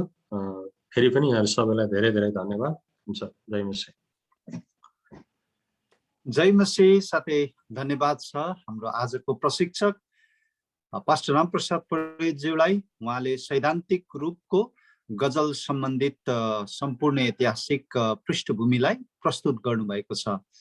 मलाई लाग्दैन आज उहाँको समयले एकदमै ढिलो गर्यो भनेर, तर उहाँले एकदमै सुन्दर प्रकारले अगाडि बढाएको र समयभन्दा अघि नै उहाँले फाउ पनि समय दिएको जस्तो लाग्छ। हाम्रो समय चाहिँ 9:30सम्म भारतको समय र अहिले मेरो घडीमा 8:55 हुँदैछ। 9 बजी सम्म हामी जान सक्छौँ भन्ने मलाई लागेको छ आज। यो विषयमा म प्रेसिडेन्टज्यूलाई केही समय दिन चाहन्छु र अहिले भने केही प्रश्नहरू छोटो समयको लागि कुनै एकदमै प्रश्न आजै म गर्न चाहन्छु नगरी हुँदैन भन्ने जस्तो लाग्छ भने मलाई लाग्छ 1-2 प्रश्नहरू हामी समयको अवधि हेर्दा राख्न सक्छौँ भन्ने लागेकोले कसैको केही प्रश्न छ भने हाम्रो जति पनि पार्टिसिपेन्ट हुनुहुन्छ तपाईको केही प्रश्न छ कुनै विषय आज पढाएको पाठ विषय हुन सक्छ या कुनै अरू विषय पनि हामी 1-2 मिनेट समय दिन चाहन्छौँ प्रशिक्षार्थी मध्ये तपाईहरुले पनि आफ्नो विचार राख्न सक्नुहुन्छ तपाईले अनम्युट गरिकन भन्नुहोला जयमेसी म रिक्वेस्ट गर्नु पर्यो अलिकति तपाईले त्यो के रे एक्जाम्पल चाहिँ पुरै दिनुस् न जस्तै कि रामप्रसाद सरले एक्जाम्पल चाहिँ भन्नु त भयो तर अब हामीले पिकअप गर्नै सकेनौं त्यसकारणले गर्दाखेरि त्यो एउटा जस्तै कि हाम्रो यहाँ अब्राहम सरले एकपल्ट डेक्स लगायो त्यो कथा केमा त्यस्तै प्रकारले तपाईले दिनुभयो भने चाहिँ मैले पनि साह्रै बुझ्न नसकेको चाहिँ यो रदीपहरू नै हो जो चाहिँ मुख्य रहेछ है त्यसकारणले गर्दाखेरि त्यसै भइदियो भने राम्रो हुने थियो जस्तो लाग्यो थ्यांक यू हुन्छ पास्टर बाबुलाई यो कुरोको लागि हाम्रो पास्टर पावल सुब्बाज्यूलाई यो स्ट्रक्चरमा आउने कुरा भोलि हामी प्रस्तुत गर्छौं र हजुरले भर्खर एउटा गजल पोस्ट गर्नु भएको छ टुल सुल मूल समथिङ समथिङ के भने त्यो जुन तपाईले प्रस्तुत गर्नुभयो अथवा पोस्ट गर्नुभयो त्यो अन्तिममा सबै नै काफिया नै रदिफ भएर आएको छ र त्यो काफिया रदिफ पनि हो त्यो काफिया पनि हो त्यहाँ रदिफ छैन हजुरले हिजो अस्ति एकचोटि पोस्ट गर्नु भएको थियो बार बार भनेर दोहोर्याएर ल्याउनु भएको थियो त्यो चाहिँ गजल संरचना भित्र परेको थिएन किनभने काफिया र रदिफ दुईटै हुनु पर्थ्यो त्यो नभएको अवस्था थियो हजुर त्यो छलफलमा हामीले गर्नु पर्दाखेरि कुराहरु पनि गर्नुपर्छ एकदम राम्रो प्रसंग उठाउनु भयो हाम्रो प्रेसिडेन्टज्यूले अथवा अब्राहम भाइले जुन राख्नु भएको स्ट्रक्चरमा एउटा साइडमा राख्नु भएको थियो त्यो जस्तै गरी त्यो चाहिँ हामी भोलि प्रस्तुत गर्ने छौं आज नै हामीले सबै कुरो गर्यौं भने पार्टिसिपेन्ट भोलि फेरि यति नहुन पनि सक्नुहुन्छ र भोलि हामी यो कुराहरुलाई उठाउने छौं हजुरलाई मैले बीचमा यसरी बोले म क्षमा चाहन्छु मैले यो किन भने भन्देखिलाई ट्राई त गरिन्छ कि कता कता सुनेको भरमा मेरो एउटा भाइ पनि हुनुहुन्थ्यो खुब लेख्थ्यो तर मलाई चाहिँ ठेम्मै आएन एकपल्ट ट्राई दिएको र पोस्ट गरेको भने किन गजल भनेको मुक्तक भन्नु नि भनेर एउटा भाइले लेखेछ क्या भर्खरै भाइ जस्तो लाग्यो त्यो भाइको नाम सुनेको थिइनँ मैले मुक्तक भन्नु नि भनेर म चाहिँ छुटाउनै सकिनँ त्यही भएर म विद्यार्थीको हैसियतले नै यहाँ भाग लिँदैछु मैले अघि फर्म पनि भरेको छु यहाँ अब्राहम सरको उसमा एकाउन्टमा र तपाईहरु सबैजनाले हामीलाई राम्रोसँग सिकाउनुहोस् है भनेको नि थ्यांक यू एकदम बस्टबले आजको चाहिँ एकदम त्यो टुल सुल मूल समथिङ के भनेर हाल्नु भएको रहेछ मैले त्यो हेर्दै थिएँ यस्तै गरी त्यो काफिया उच्चारण ध्वनि एउटै भएर शब्द दोहोरिनु हुँदैन त्यो काफिया बन्छ हामी यसरी लियौं है हुन्छ यो समय अब्राहम भाइलाई यो समय सोध्न जयमसी यहाँ फेरि सोध्न पाउने समय छ कि छैन पाइन्छ भने सानो कुरा सोध्नुवाला छु म विराज वर्मा हजुर तपाईले सोध्न पाउनुहुन्छ प्रश्न गर्नुहोस् ए थ्यांक यू मैले यहाँ अघि हाम्रो राम सरले भन्दै हुनुहुन्थ्यो मिसरा एउला मिसरा एसानी भन्ने त्यो चाहिँ शेरहरुमा आउँछ भनेर अनि अब त्यो त्यहाँ मैले के पढ्दै मैले पहिला अब गजल कहिलेकाहीँ लेख्दाखेरि अब त्यहाँ मतला एउला मतला एसानी भन्ने एउटा आएको हुन्छ अनि त्यो मतला एउला मतला एसानी बाहेकको मिसरा एउला मिसरा एसानी हो कि अथवा त्यो त्यसैलाई पनि मतला एउला मतला एसानी भन्नेलाई नै मिसरा एउला त्यो पहिलो शेरमा आउने बाहेककोलाई चाहिँ मिसरा एउला मिसरा एसानी भन्ने हो कि त्यो अलिक कन्फ्युजन भयो कि म त्यहाँ थोरै कन्फ्युजन भए यही प्रश्न हो मेरो हुन्छ रामप्रसाद ज्यूले उत्तर हुन्छ धेरै धन्यवाद हाम्रो विराज वर्माज्यूलाई मैले त्यो तपाईको चारुको टाइटलमा पनि मलाई अलिकति बुझ्न चाहिँ मन लागिरहेछ तपाईले चारु लेख्दै हुनुहुन्छ कि वा त्यो केही गर्दै हुनुहुन्छ कि भनेर यसमा दुईवटै विचार छ म एकदमै पहिल्यै क्षमा चाहन्छु त्यो चाहिँ के भने मतलामा लेखिएको दुईवटा लाइनलाई अघिल्लो दुईवटा जुन सुरुवातको दुईवटा लाइन हुन्छ त्यो दुईटा लाइनलाई मतला एउला मतला एसानी भन्ने चलन पनि छ सँगसँगै गजलको प्रत्येक लाइनलाई नै मतलादेखि मक्तासम्मको प्रत्येक लाइनलाई नै मतला के अरे सरी मिश्रा एउला मिश्रा एसानी भन्ने चलन पनि छ। त्यसकारण गजलमा चाहिँ अब जति बढी लेखकहरू थपिँदै गए त्यसमा चाहिँ फरकपन ल्याउनु खोज्ने वा अलिकति भए पनि त्यसमा बहस सिर्जना गर्न खोज्ने कुराहरू अहिले एकदमै प्रशस्तै छ। त्यसकारणले यसमा चाहिँ मैले बुझेको चाहिँ दुईवटै कुरालाई सही मान्नुपर्छ होला भन्ने लाग्छ। अब संरचनागत किसिमले त्यसले केही पनि असर गर्दैन गजललाई हैन, तर बुझाइको दृष्टिकोणमा चाहिँ तपाईँ जुन कन्फ्युज हुनु पनि अब त्यसलाई मतला एउला भन्ने कि मिश्रा एउला भन्ने त भन्नेमा चाहिँ यो दुईटै खालको विचार छ। त्यसकारण हामीले यो दुईटैलाई नै ओके भन्नुपर्छ होला। हुन्छ, धन्यवाद। धन्यवाद। म यो कुरामा अलिक पहिलेदेखि थोरै कन्फ्युजन थिएँ, आज थोरै अब यसलाई मान्न सकिने रहेछ भन्ने कुरा बुझ्न पाएँ। धन्यवाद।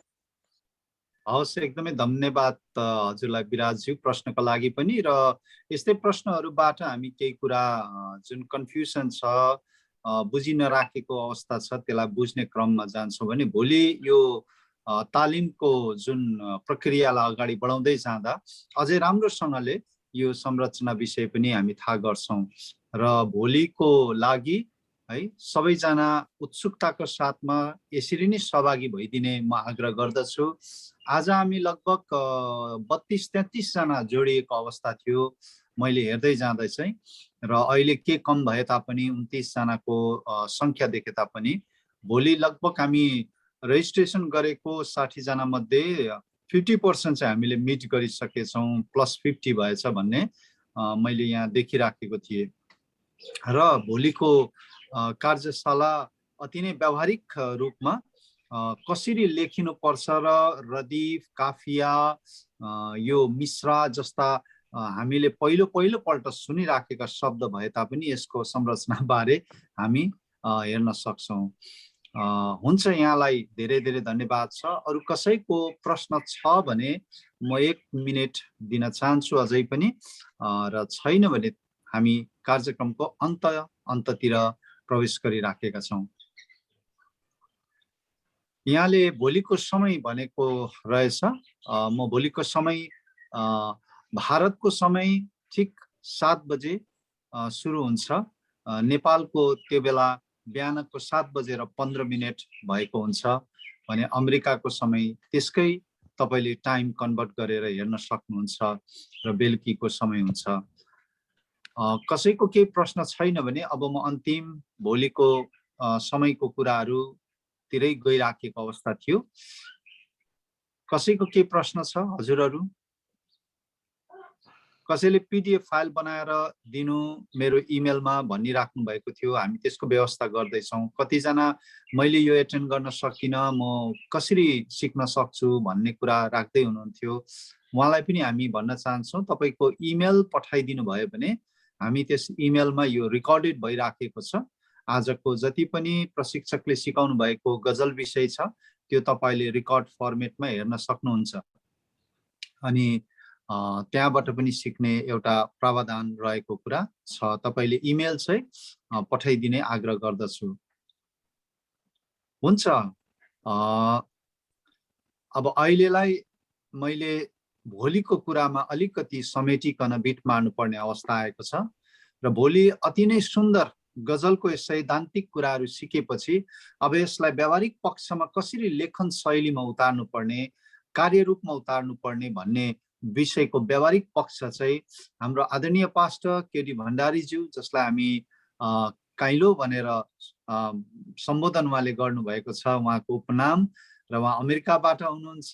जोसिलो भोलि जोसिलो एउटा वक्ताको रूपमा तपाईँले पाउनुहुनेछ र उहाँले व्यावहारिक पक्षको कुराहरू गर्दा हामी यसरी नै केही समय हामी 5 मिनट जस्तो भए पनि हामी छलफलको विषय, नबुझेका केही प्रश्नहरू हामी राख्ने कोसिस गर्छौँ र समयमा हामीले सक्ने कोसिस गर्यौँ भने एकदमै यो कुराहरू पनि पाउने रहेछ। र आज हामी समयभन्दा ढिलो सुरु गर्यौँ तर समयभन्दा छिटो नै अन्ततिर गइराखेको अवस्था छ। भोलि होस्टको लागि अथवा भोलि सञ्चालकको लागि म आज नै हाम्रो विश्वास थापाज्यूलाई आग्रह गरिराख्न चाहन्छु। उहाँ हाम्रो बिचमा मैले अहिले नदेखेको अवस्था छ, मैले चेक गरिराखेको हुँदा उहाँलाई पुनः आग्रह अनलाइनबाट रेकर्डेड भइराखेको हुनाले म समयभन्दा 10-15 मिनट अगाडि 10 मिनट अगाडि जोइन गरिदिने आग्रह गर्न चाहन्छु र भोलि हामी समयमै सुरु गर्ने र सकभर समयभित्र नै हामी सम्पूर्ण कुराहरू तुर्ने कुरा गर्छौँ र हाम्रो बिचमा जो वक्ता अथवा टिचरको रूपमा आदरणीय पास्टर कृष्ण भण्डारीज्यू आउँदै हुनुहुन्छ, उहाँको लागि हामी प्रार्थनामा सम्झना पनि गरौँ। साथै हाम्रो एमसी हुनुहुन्छ विश्वास थापाज्यू नेपालबाट, उहाँलाई पनि हामी प्रार्थनामा उठाउँ। र अब मैले भन्नुपर्ने विषय वस्तुहरू केही पनि रहेको छैन। यहाँहरू सबैजना जोइन गरिदिनु भएकोलाई एकपल्ट पुनः म धन्यवाद दिन चाहन्छु। तपाईँको बहुमूल्य समय आजको गजल लेखन विधालाई सिक्ने क्रममा तपाईँले इन्भेस्ट गर्नुभएको छ, लगानी गर्नुभएको छ। म आशा गर्छु यसले भविष्यमा तपाईँलाई सुन्दर आशिषका कुराहरू गजल लेखन कुराहरूमा सहयोग गर्नेछ। र म अब यो समय बिट मार्न अघि हाम्रो आइएनसिएमएन अर्थात् इन्टरनेसनल नेपाली क्रिस्चियन मिडिया नेटवर्कको प्रेसिडेन्टज्यू अब्राम दयालीज्यूलाई यो दिन चाहन्छु। यो समय उहाँले अन्तिम कुराहरू राखेर हामी प्रार्थना क्लोजिङ प्रार्थनामा जानेछौँ। हुन्छ, धन्यवाद छ आजको सञ्चालकज्यू रमेशज्यूलाई। मसँग आजको सेसन सकिनुभन्दा अगाडि एउटा दुईटा स्लाइड सो चाहिँ देखाउन छ। मैले हाम्रो यो तालिमको सुरुमा पनि देखाएको थिएँ र हामीलाई यो 3 दिनको कार्यशाला यो वर्कसप तयारी गर्दै गर्दाखेरि हामीलाई थाहा थियो यहाँहरूसँग आज धेरै प्रश्नहरू पक्कै छ अनि हामीले बिचमा यो Q&A को टाइमलाई क्वेसन एन्सरको टाइमलाई नराखेको कारण पनि अन्तमा राखौँ भन्ने थियो। तथापि हामी अलिकति रफ्तारमा लिनै पर्ने अवस्था थियो, ढिलो सुरु भयो एक प्रकारले र हामीले Q&A लाई चाहिँ भोलि होइन तेस्रो दिनलाई राखेका छौँ। क्वेसन एन्सर जुनै पनि प्रश्न तपाईसँग छ, तपाईले लेखेको गजल भयो कि भएन भनेर हाम्रो INCMN को इमेलमा पठाउन सक्नुहुन्छ। हामीले त्यसलाई चाहिँ त्यतिखेरै पनि राइट इन देयर हैन, त्यही तेस्रो दिनमा हामी छलफल पनि गर्न सक्छौं र हामी तीनै जना फेसिलिटेटर्सको उपस्थिति पनि हुन्छ र हामीले पनि तपाईको सुझाव दिन सक्छौं। हामीले लेखेको रचनाहरू इन्टेन्सनली त्यसलाई चाहिँ हामीले गलत तरिकाले लेखेर यो भयो कि भएन भनेर तपाईको टेस्ट लाइभ पनि गर्न सक्लौं हैन। त्यसले गर्दा तपाई भोलि र पर्सिको कार्यशालामा बस्दै गर्दा तपाई स्पष्ट बन्नुहुन्छ। आज चाहिँ विशेष गरेर यो साहित्य के हो, साहित्य कहाँबाट आयो, साहित्यमा कतिवटा विधा हुन्छन् र त्यसमध्ये चाहिँ गजलको पाटोमा एक प्रकारले ओभरभ्यू हो हामीले हेर्दै गरेको चाहिँ हैन। यहाँले त्यो उसमा पनि हेर्नुभयो भने पाउनुहुन्छ। सो मैले यहाँ यसो शेयर गर्न चाहेको चाहिँ यो एउटा स्लाइड सो हो। यहाँले तपाईले भोलिको समय इन्डियाको लागि, नेपालको लागि, इस्टर्न कन्ट्रीजको लागि भन्ने टाइम पनि तपाईले पाउनुहुन्छ यहाँ तलपट्टि। यहाँनिर अघि हाम्रो सञ्चालकज्यूले पनि भनिसक्नु भयो, वेस्टर्न कन्ट्रीजतिर हुनुहुन्छ भने तपाईको लागि समय 8:30 PM eastern time US time छ र इन्डियाको लागि हो भने 7 AM, नेपालको लागि हो भने 7:15 को टाइम रहेको छ। र तपाईले यहाँ देख्दै हुनुहुन्छ हाम्रो यो पहिलो दिनमा आज हामीले विशेष गरेर brief of literature, brief history of literature, brief introduction to ghazal मात्रै हामीले हेर्यौं। त्यसले गर्दा ओभरभ्यू मात्रै हो। यहाँसँग धेरै प्रश्न छ। काफिया अझै केलाई भन्ने, काफियाको पनि 3 प्रकारको हुन्छन्, त्यो 3 प्रकारको काफिया कस्ता हुन्छन् भनेर, त्यो जुन गजलको मुटु भनेर हामीले हेर्यौं अघि हैन, त्यो चाहिँ कस्तो हुन्छ भनेर भोलिको दिनमा तपाईले यहाँ दोस्रो दिनमा हेर्न सक्नुभयो भने रुल्स अफ राइटिङ गजल अनि गजल राइटिङ क्लास भोलि विस्तृतमा हुनेछ। अनि सँगसँगै भोलि को फेसिलिटेटरले तपाईलाई होमवर्क पनि दिनुहुन्छ सायद तेस्रो दिनको लागि, एउटा अथवा दुईटा गजल चाहिँ लेखेर तेस्रो दिन आउनभन्दा अगाडि नै तपाईले सबमिट गर्नुपर्ने हुन्छ ताकि त्यसलाई हामी क्लासमा लाइभमै हामी रिभ्यू गर्नेछौँ। र भोलिको क्लासमा तपाईलाई धेरै सहायता हुनेछ, तपाईले रुल्सहरू थाहा पाउनु हुनेछ अझै विस्तृतमा।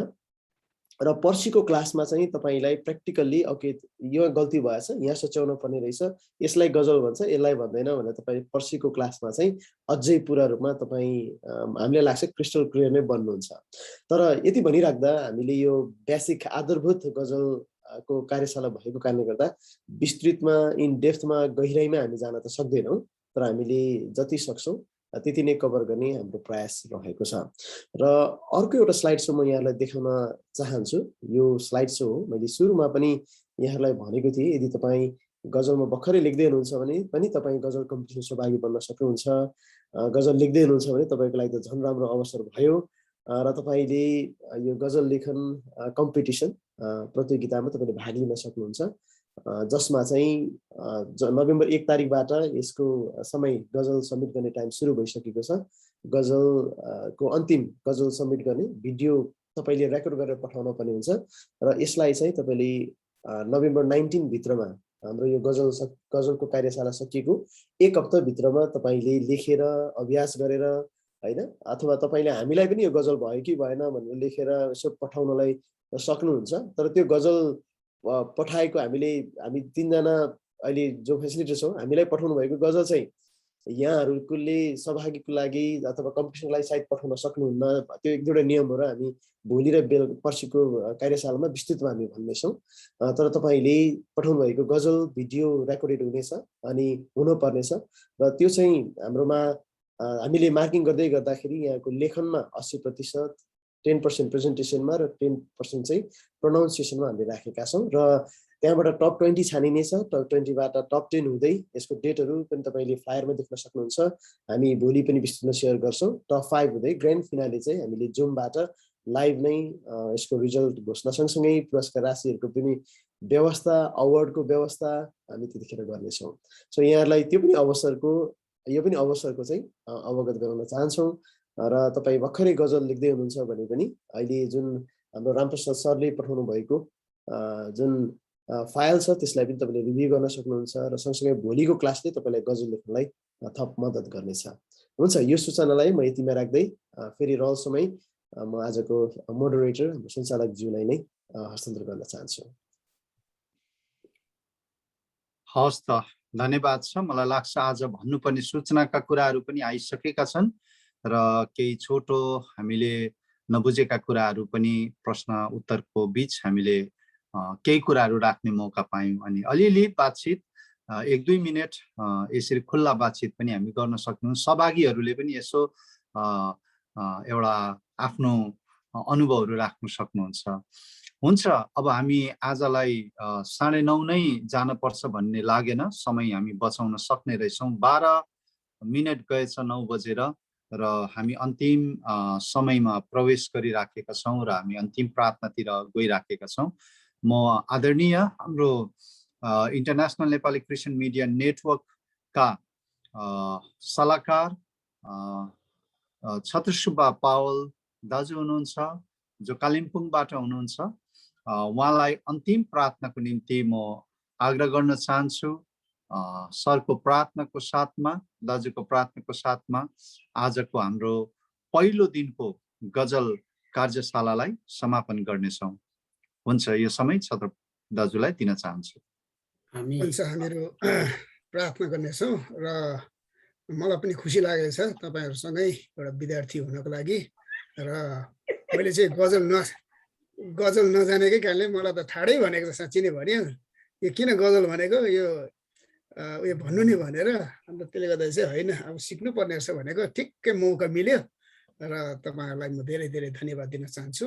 आउनुहोस् हामी सानो प्रार्थना गर्नेछौँ। स्वर्गमा विराजमान हुनुहुने हाम्रो जीवित देवले प्रभु, हामी तपाईँलाई धेरै धेरै धन्यवाद दिन चाहन्छौँ, किनकि तपाईँ परमेश्वरले हामीलाई यो संसारमा राख्नुभएको छ र जसरी हुन्छ तपाईँको महिमा गर्ने तपाईँले हामीलाई बनाउन चाहनुहुन्छ र अहिले हामीले यो गजलको क्षेत्रबाट पनि तपाईँको महिमा गर्न सक्छौँ भन्ने कुरो बुझ्दैछौँ।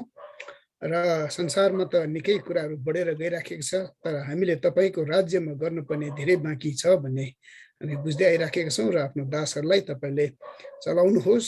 आज तपाईँको छोराले जो प्रस्तुत गर्नुभयो रामप्रसादज्यूले, धन्यवाद छ। धेरै विवरण उहाँले दिनुभएको छ। भोलि कतिवटा प्र्याक्टिकल इत्यादि इत्यादि हुँदै जानेछ। सबैलाई तपाईँ प्रभुको अगुवाई मिलेको होस्। अनि जति हामीहरू यहाँनिर व्यक्तिहरू छौँ, सुनिराखेका छौँ, सिकिराखेका छौँ, सबैजनालाई पनि नम्रतामा रहेर सिक्नलाई अनि व्यवहारमा उतर्नलाई तपाईँले सहायता गर्नुहोस्।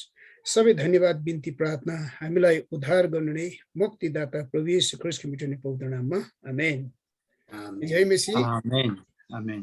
यहाँहरू सबैलाई जय मसीह। भोलि नमस्ते, 7 बजे नमस्ते। इन्डियाको समय 7:15 नेपालको समयमा यो जोड्नु होला। अनौपचारिक अवस्थामा 5 मिनट बसेर केही कुराकानी कसैसँग यो चिज सोध्नै पाइनँ हौ मैले आज भन्ने छ भने चाहिँ कुराकानी गरेर बिसौँ होइन, कसो गरौँ? एकदम सक्नुहुन्छ। यहाँले हतार छ भने कतिजना जान सक्नुहुन्छ, तर हतार नहुनेहरू एकछिन केही बुझौँ प्रश्न छ भने यहाँ हाम्रो कृष्ण दाई हुनुहुन्छ, उहाँले पनि यहाँहरूको जवाफ दिन सक्नुहुन्छ। त्यसले गर्दाखेरि एकदम यहाँले यो समयलाई प्रयोग गर्न सक्नुहुन्छ। हवस्, जय मसी सबैजनालाई। नेपालको सन्दर्भमा भोलि 9:45 रहेछ। अब हामी मण्डलीको पास्टर भएको कारणले गर्दाखेरि चर्च जानुपर्ने हुन्छ। तसर्थ अब म एउटा मण्डलीको पास्टर पनि भएको कारणले गर्दाखेरि यहाँहरूलाई अग्रिम जानकारी हामी अगाडि हिँड्दाखेरि कस्तो अनुशासन रहेछ भन्ने नआओस् भनेर अग्रिम जानकारी गराएको। किनभने मेरो बानी चाहिँ सहभागी नहुने, भइसकेपछि सबै कुरा नछोडिकन बस्ने बानी छ। त्यही भएर अगाडि नै जानकारी गराएको। किनभने भोलि हाम्रो नेपालकोमा त 10 बजे ट्याक्कै सङ्गति सुरु हुन्छ। हामी पास्टरहरूको अब आधी घन्टा अगाडि पुग्नु चाहिँ एकदम राम्रो भएको कारणले गर्दा अग्रिम जानकारी गराएको। Thank you very much. खुसी लागेको छ। पास्टर आकाशजी पनि अहिले हामीसँग हुनुहुन्छ। म एकदम रुचि राख्ने व्यक्ति, उहाँ साहित्य लेखिरहनुहुन्छ। म विशेष गरी